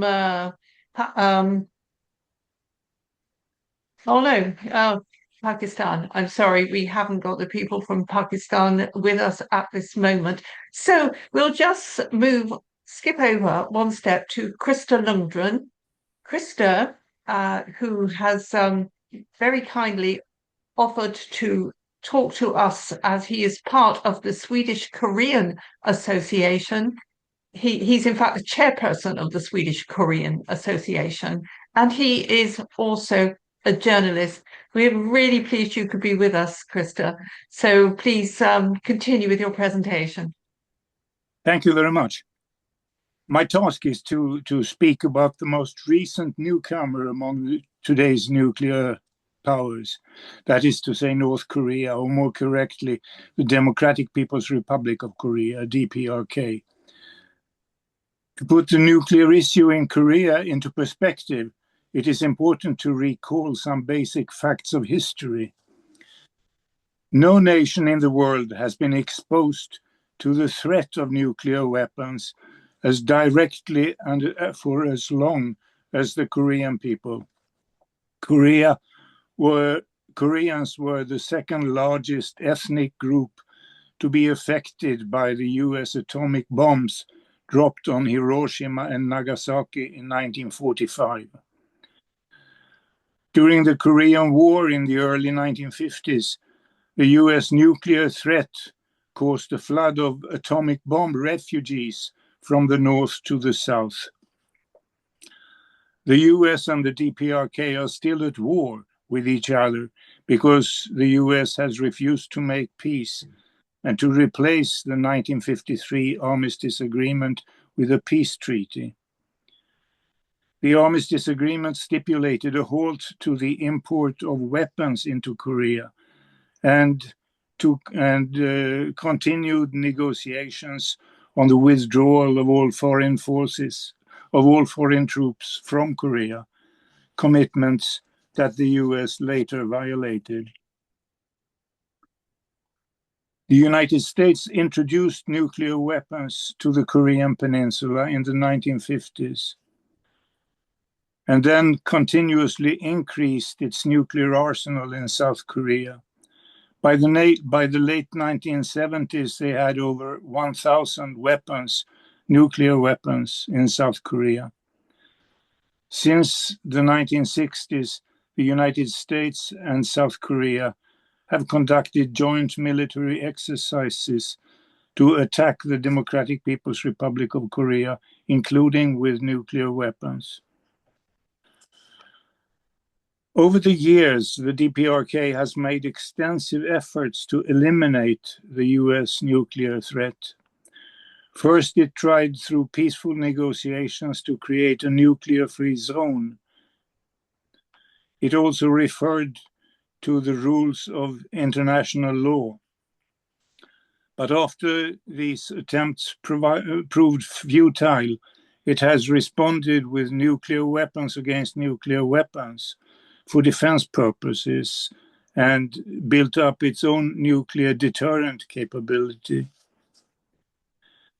After the collapse of the Soviet bloc, there was a brief period of détente when it appeared that the US intended to withdraw its nuclear weapons from South Korea and cease large-scale military exercises in and around the Korean Peninsula. In that situation, the DPRK contributed to the peace process by, among other things, concluding an agreement with the IAEA on nuclear weapons control and inspections. However, when the US resumed its confrontational policy in the autumn of 1992 and in February 1993 used the IAEA as a tool for threats and pressure, Pyongyang exercised its statutory right to terminate the agreement.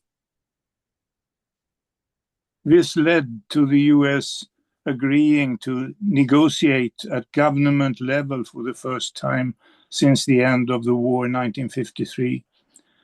The first bilateral talks between the United States and the DPRK were held in May 1993 in New York. In these talks, the United States and the DPRK agreed on important issues of principle.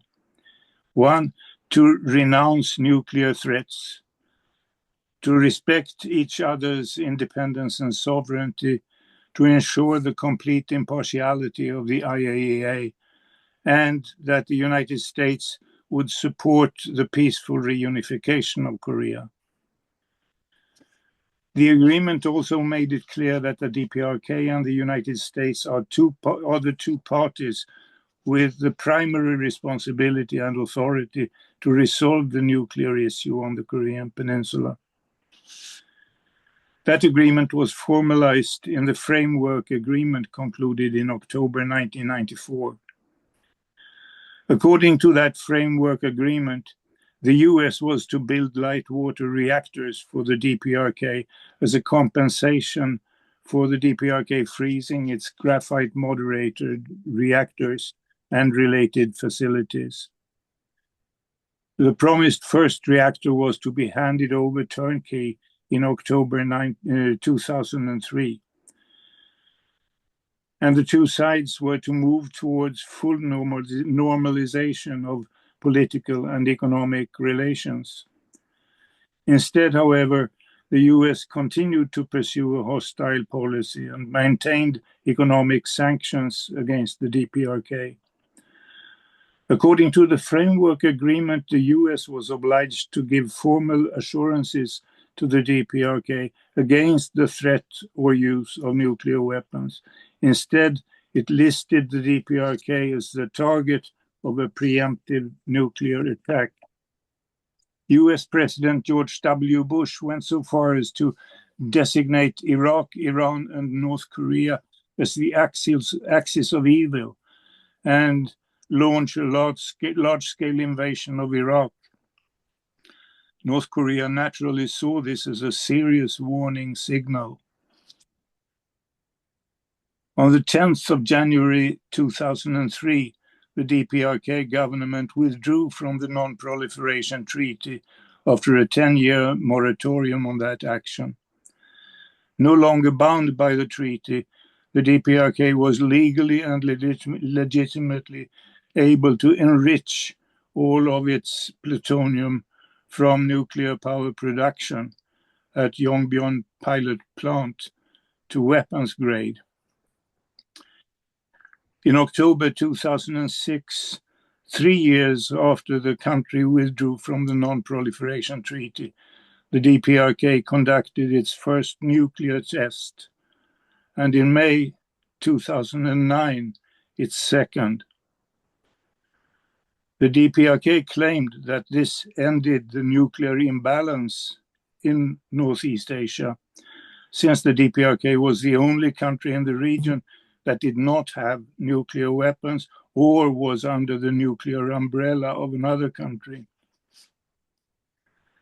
In a memorandum in April 2010, the country's Ministry of Affairs stated, The DPRK's possession of nuclear weapons has an effective deterrent effect, so that the danger of a nuclear war has been drastically reduced on the Korean Peninsula. It was a measure by the DPRK to disarm the nuclear threat at the present stage by stopping the US nuclear weapons with its own nuclear weapons, not just and words. The memorandum emphasized that the task of the DPRK's nuclear forces is to deter and repel aggression against its own country and nation until nuclear weapons are eliminated from the Korean Peninsula and the rest of the world. It expressed the DPRK's willingness to work on an equal footing with other nuclear weapon states for the non-proliferation of nuclear weapons and the security of nuclear weapons materials, and for a world free of nuclear weapons.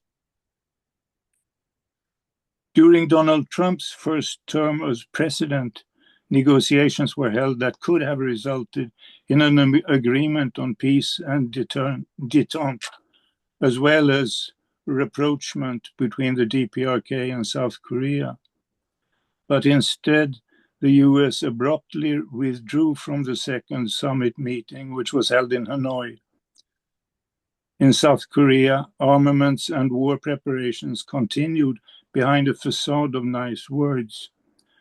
And this resulted in the DPRK establishing in its constitution its status as a nuclear power and ceasing all cooperation with the South Korean authorities. In recent decades, the US has deployed strategic nuclear weapons in and around South Korea on a large scale. These weapons are intended as, and rightly perceived as, a threat to the DPRK and to other countries in East Asia, including China. The activities of the US and its proxies are making the regional as well as the global security environment even more unstable and have greatly increased tensions and the risk of war in the region around the Korean Peninsula.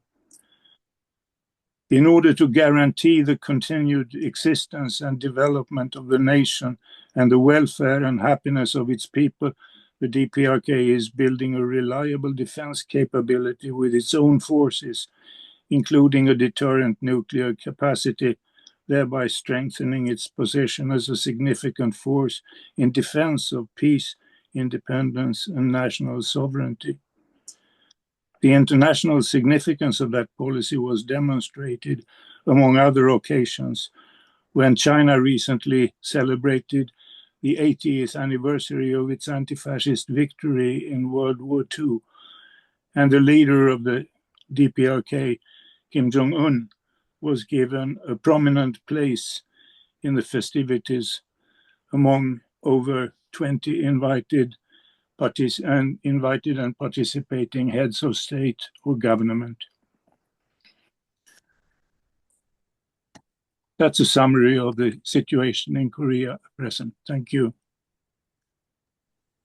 Thank you so much, Krista. That was very, very interesting.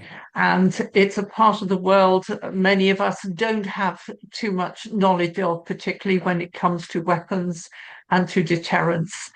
And really, you reminded me that, the US putting their nukes in South Korea, pointing to North Korea, was rather like NATO wanting to point its nukes from Ukraine straight at Russia. Yeah. And how awful that must feel. That's true. So, and also promises never kept. This is thread that runs through US policy. I think trust has now broken down so much between not just countries, but between people and their governments, that it's really going to be hard to fight our way out of the mess back to something we can all believe in. And you highlighted that as it ran through your speech. Thank you so much, Krista. Well, now we're pretty much okay for time, so we can open for questions, discussions, comments, And I hope Joe will be able to open everybody up to be able to make their comments. In the meantime, I'll look at the Q&As, and whoever is available to answer these questions. I know Scott had to leave and Anu had to leave. So hopefully we've got others around. Yes, we have Sophie here. Thank you, Sophie, for showing yourself. And also we've got Helen. Marvelous. So just quickly looking at the questions here, whilst Joe is opening the speaker availability for the rest of the attendees. We have an anonymous attendee saying the speakers have emphasized greed and profit as being the reason for all this military growth. Is not this military growth simply a power issue, i.e. US hegemony? Also, should we not use the more direct term military instead of constantly using the term defense? So, two questions that probably can have fairly short answers. Your mic is off, Helen, so perhaps I'll call on you to answer them if you'd like to. Sure. So we do talk about war and militarism because war is only just, the final step, right? But we prepare for war all the time in the US. And I think it's really important to include preparation for war as part of the whole military industrial profit-making warmongering process. So yes, I think that when we do the analysis, the US people spend over half of their income tax dollars that goes to the US coffers on war and militarism. And that may not be complete considering all that we have to do to obtain the materials necessary to make those weapons. So we are very much aware of the cost of war making and preparation for war on people and the planet. Yes, thank you. Thanks, Helen. Would anyone else like to answer that question? Sophie? Well, just in terms of what's all this struggle, about? Is it about power? And the answer is yes, isn't it? Certainly, it's the US trying to sort of maintain its dominance that it secured coming out of the Second World War by using nuclear weapons. That enabled it to, it used it as leverage, didn't it? Coming out of the Second World War, and it sort of shaped the post-war era, didn't it? Where the US was able to exploit the resources from the rest of the world with the threat of, nuclear annihilation. And it did also start the nuclear arms race, where countries that understandably felt threatened, catastrophically decided that they had to develop nuclear weapons as well. And, hence why we've now got to the situation where we have. So I think, what's going on now is this huge struggle, isn't it, for a shift. It's about a section of the world trying to maintain a world order that has got us to here. Where it is facilitating genocide, complicit in genocide, climate devastation, do you know what I mean, etc., etc. And there's another section of the world that is wanting a new, a different order. I think people were talking about this before, like a multipolar world, global cooperation where you can be working together to tackle these real sort of, the real security threats that we face, like climate change. So I think that's totally what's going on. It is about power. And whilst, sometimes people sort of say, oh, it's driven by the arms industry. That's just kind of a product, isn't it? It's really a political imperative that's kind of going on where you have particular countries that want to maintain, a particular world order, whereas the vast majority of the world are are the victim of that world order. So hence why the vast majority of humanity want a different world, or against nuclear weapons, etc., etc. So yeah, it is all about power. But I think, as I said before, it's a remembering and recognizing that, as I say, the overwhelming majority of the population do not want this world order, and it has always been, public protest that has brought about change. So to remember the power that we all have to be able to change things. Thank you, Pippa, if I Sophie. can, And I think Pippa, if I can just say to the participants, rather than if they want to speak, to raise their hand and I can turn on their mics and we can do it that way. thank you, Joe. Yeah. So yes, please raise your hand. It's in the little box at the bottom, the black line with lots and lots of little icons, and there's a raised hand, a little hand symbol. Please click on that, and Joe will be able to put you on with the ability to be seen and to be heard. So Agneta has her hand up. I don't know if you see Yeah, that. I see that, but Okay. I was just going to move to ask Krista if he had anything he wanted to say on this. After all, our panelists are very knowledgeable on these subjects. And Krista, is there anything you would like to add to what Sophie and Helen had said? Not for the moment. No, thank you. Fair enough. Okay. Agneta has her hand up, quick off the mark. Agneta, yes. Do you have a question or a comment? I just want to make this statement. If United States of America, the first country in the world which has fought a nuclear war, if they stopped, the problem is solved. Thank you.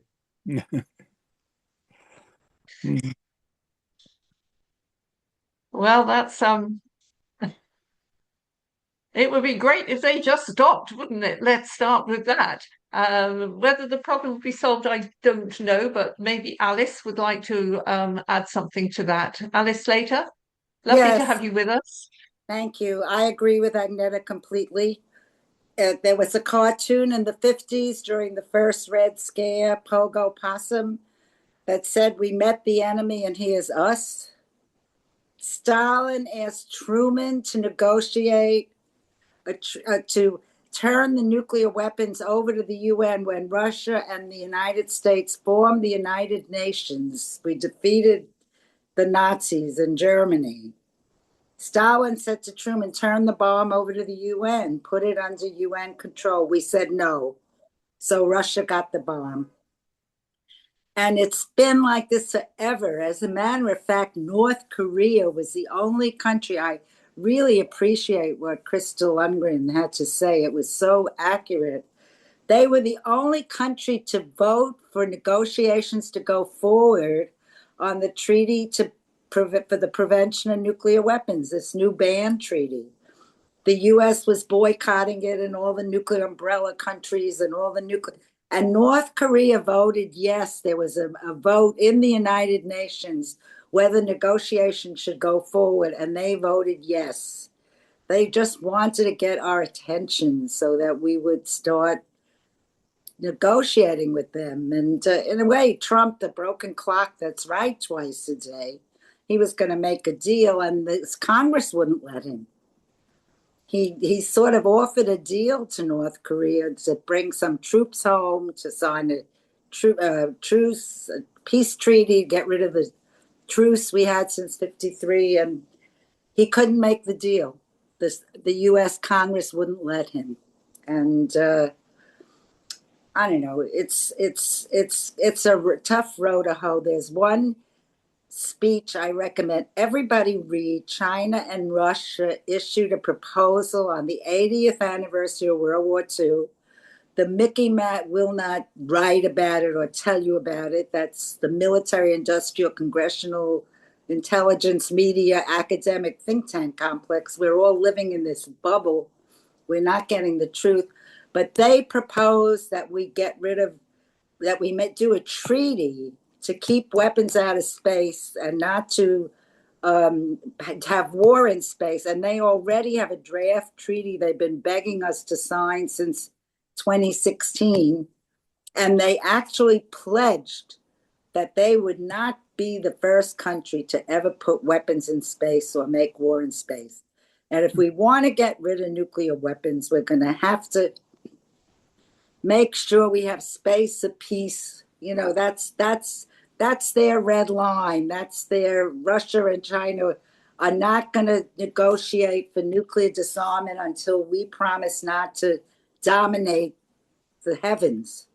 That actually was a deal that Russia and that Gorbachev and Reagan. Gorbachev said to Reagan when he let go of all of Eastern Europe, let's get rid of our nuclear weapons. Reagan said, great idea. So Gorbachev said, but don't do Star Wars. And Reagan said, I can't give that up. So that was the end of that. Anyway, I just appreciate everything we're hearing. And I don't know how we move forward, but it's got to be with a lot of people. So, people power.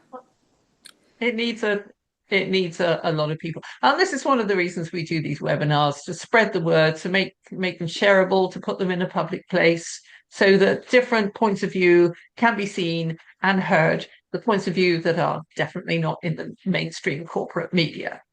Now, I just want to mention also that last weekend we had a webinar on the militarization of space, and Alice mentioned the over-the-horizon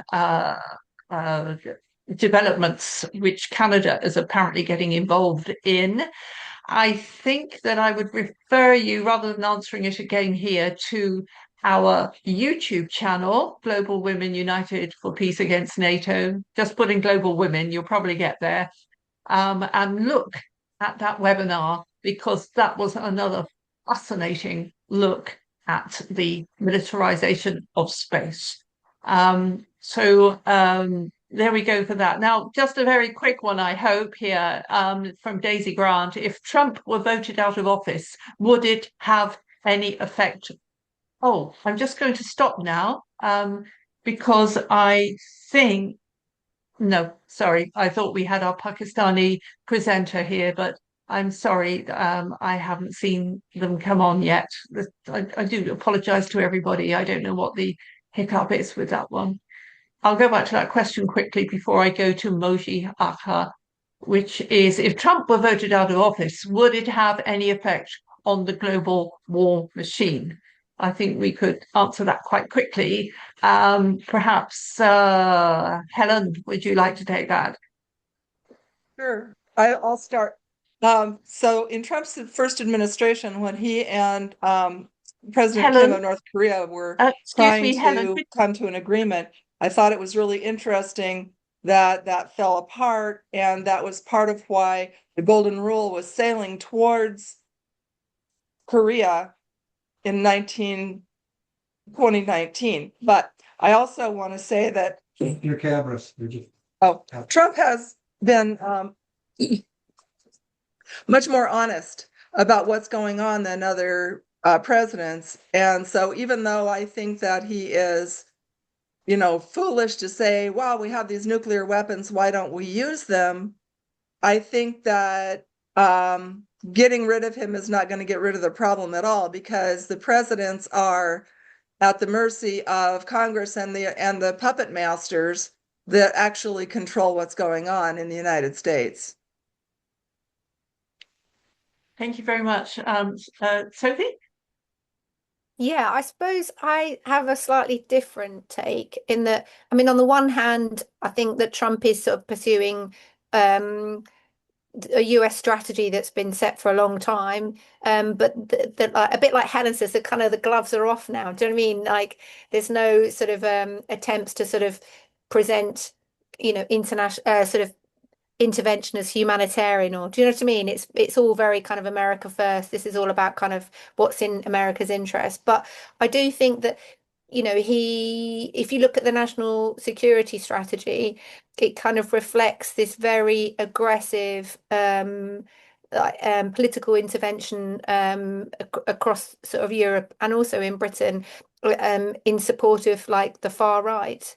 And I think that I think Trump's election has definitely emboldened the far right. And so, I mean, it depends like how he's defeated, doesn't it? Like, what's the sort of the political dynamic, by which he is defeated. But if it were, that the approach that he's taken, his like his appalling like racist policies towards populations in the US and sort of globally, if that was kind of challenged, then I think that would have an impact. That would sort of shift things. But I think there's an underlying kind of cause, isn't there, of like sort of the US economy is not as competitive as the sort of the Chinese economy, and China has a different economic model, doesn't it? You know what I mean? And it wants to work in a different way, and that is actually kind of beneficial to the sort of vast majority of the world, whereas sort of the US economic approach is like, you're going to do what we want, which is not in your interest, and if you don't do it, we're going to invade you, we're going to bomb you, type thing. So that fundamental kind of like imbalance, that's got the thing that's got to shift. So sort of, I suppose, kind of yes and no. All right, thank you, Sophie. Can we go to Mojiaka? I probably haven't pronounced your name correctly, but please, please add to. Thank you. Do you have my voice? Yes, we do. Thank you. We can hear you well. This is Moji Agha, and short for Mojtaba Agha Mohammadi, in Colorado, US. And I am an Iranian American peace, nonviolence, and Mother Earth activist, intersectional activist, if you will. And I'm an associate member of Veterans for Peace and the founder, if you will, of the peace-seeking Iranian veterans, with Iranian veterans who live inside Iran. We have every other week a bilingual, binational, town hall. And I want to share with you, as a Muslim, I'm a Sufi Muslim, and I want to share with you what I heard, to my absolute horror, about a week ago. A gentleman who calls himself a Muslim inside Iran, apparently, via Clubhouse application and the Clubhouse cell phone application, that he said that we thank Netanyahu for the genocide because we are also waiting for the Armageddon war. And he said it like, he said, of course, we are waiting for Imam Mahdi to come and rescue the world. And he thanked the genocide. And so I was just listening to that, and I'm saying, as an Iranian Muslim nonviolence activist, what kind of an abuse of religion are we dealing with? Abuse of religion, which we hear in the United States. Of course, we have Trump and his ilk abusing, and then Netanyahu and his ilk in Israel abusing Judaism, and in India, Hindutva. The guy Modi is abusing Hinduism. And so I think that's something that we really need to, this collaboration, like in his term, he thanked and we celebrate the fact that Netanyahu committed the genocide in Gaza, because we need an enemy. We need an enemy in order to bring about the Armageddon war, so that the world can be rescued from evil. And so I just wanted to mention that for those people who have a naive view of how dangerous this the situation is. And thank you very much, so Moji. thank you. Anyhow. Thank you so much for your input there. Now we've only got slightly less than 10 minutes left, and I'd like to move on to a discussion of moving forward and what we think we should be doing. We've had a wonderful roundtable from across the road. Across the road. I'm getting tired now. From across the world, and what can we do to move this forward? I realize everybody's already working incredibly hard doing what they're doing in their own countries. But is there any way we can link up to make our voices more powerful? And I notice that there are two hands up. So I'll go to Ray Street first. Ray, can you hear me, and can we hear you? Yes, I can. Yeah, thank you. Yes, okay, Ray. Just a couple of minutes, please. Yeah, it's only quickly. I just wanted to thank Moji for that intervention because it's happening here in Britain. I don't know about other countries, but the far right is claiming to be Christian. And it's exactly what Moji said. You know, they're taking over religion and people are following it. And they're saying, put the Christ back into Christmas. I mean, the far right that wants war. And yeah, so I just wanted to add that in, that it's happening, Moji, all over the world, that people from the far right are taking over our religions, which is just appalling. But we are fighting back, and certainly the groups, religious groups in Britain, are fighting back against that. But we need to all think about that, as Moji said. Thank you. Thanks, Ray. You're absolutely right. Of course, you've also got to remember that in America, the Ku Klux Klan has not been outlawed. The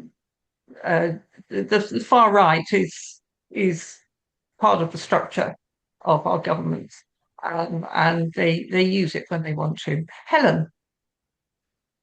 I'd like to go back to the question that you asked, which is where to go now. And I think that we need to support the New START Treaty renewal and Scott's call for rebaselining how many nuclear weapons there are, get the inspectors back in there. So I think that that is our immediate need, and beyond that, we'll decide what's next. But I think that starting a campaign now to put the pressure on would be good worldwide. Thanks, Helen. We have Michael Monod. You have your hand up. Would you like to speak now? Michael? Oh, maybe Michelle. Sorry, I can't read properly. Michelle? Yes. Well, thank you. Do you hear me?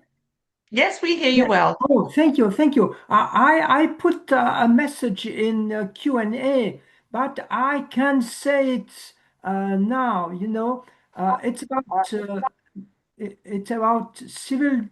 civilian defense. You know, Gandhi knew about nuclear weapons, and he said the civilian resistance of a whole people could be as more dissuasive than nuclear deterrence. And I think now in this world today, we could also think that when a country, all country, organize itself for civilian defense, it would be more dissuasive than any nuclear weapons. And my question is, is it possible that we organize ourselves now in each country for a civilian defense in order to get rid and as an alternative to nuclear weapons? This is my question. Would anybody like to take that question? Well, I think that is a question which is needs a lot of debate. The military machinery now is absolutely vast. It's like there's stuff going on in Ukraine that none of us truly understand. We have to be very, very circumspect when we think about relabeling ourselves totally as defensive, because, as somebody has already put in the comments, the military defense people are actually offense people. And it's important that we realize that and we make other people realize that. So civil defense has got one connotation, but defense itself is usually offense. And I did want to move on to another question, which was about can we not establish a military, a department for peace rather than the war departments that we've got all over the world. And I was actually part of an organization that tried to organize a ministry for peace. And we could not get any funding. In Wales, there is a peace academy, which has a small amount of funding, and it's doing its best against all the odds. The problem is all the money is in the military and in war, and nobody wants to give you much money to make peace. And to get a thorough ministry for peace or department for peace off the ground would, I'm not saying it's not worth trying for, but it would take more than a couple of years to do. So we have to think of other ways to get, and getting visible on the streets is one of the best ways. Sophie, I think you'd like to answer this. No, I wasn't actually. I was going to come in about like what can we, what's our sort of next steps? And I just wanted to echo Helen.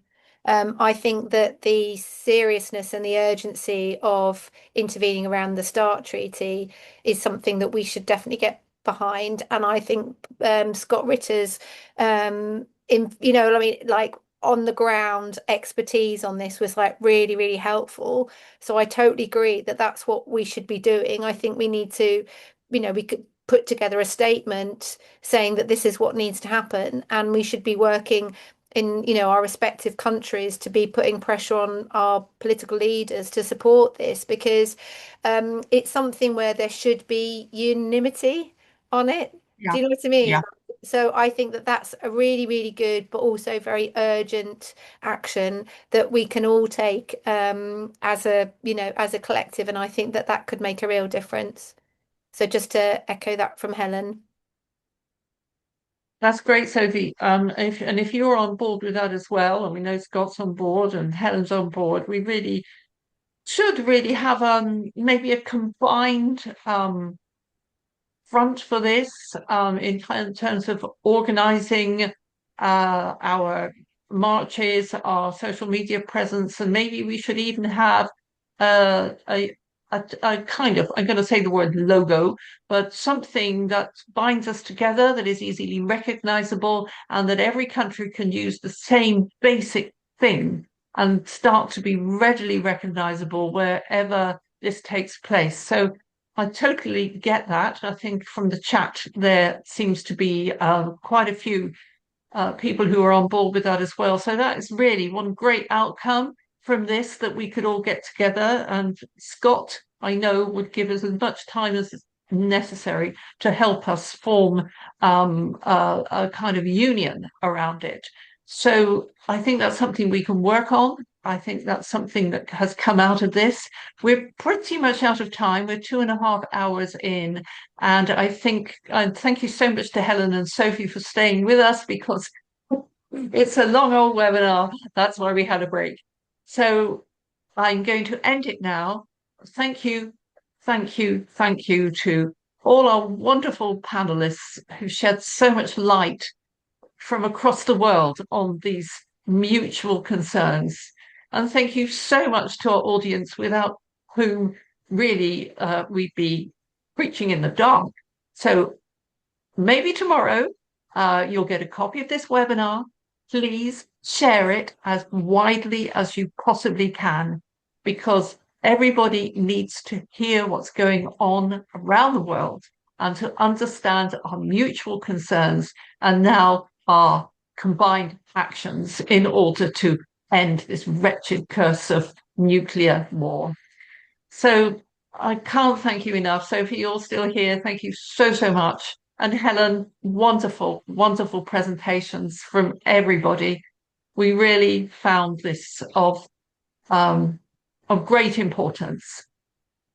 So I haven't really got time to run through all the sponsors of this webinar, but they will be laid out in full when we put this video up on YouTube, and you'll get a link to it in the next email.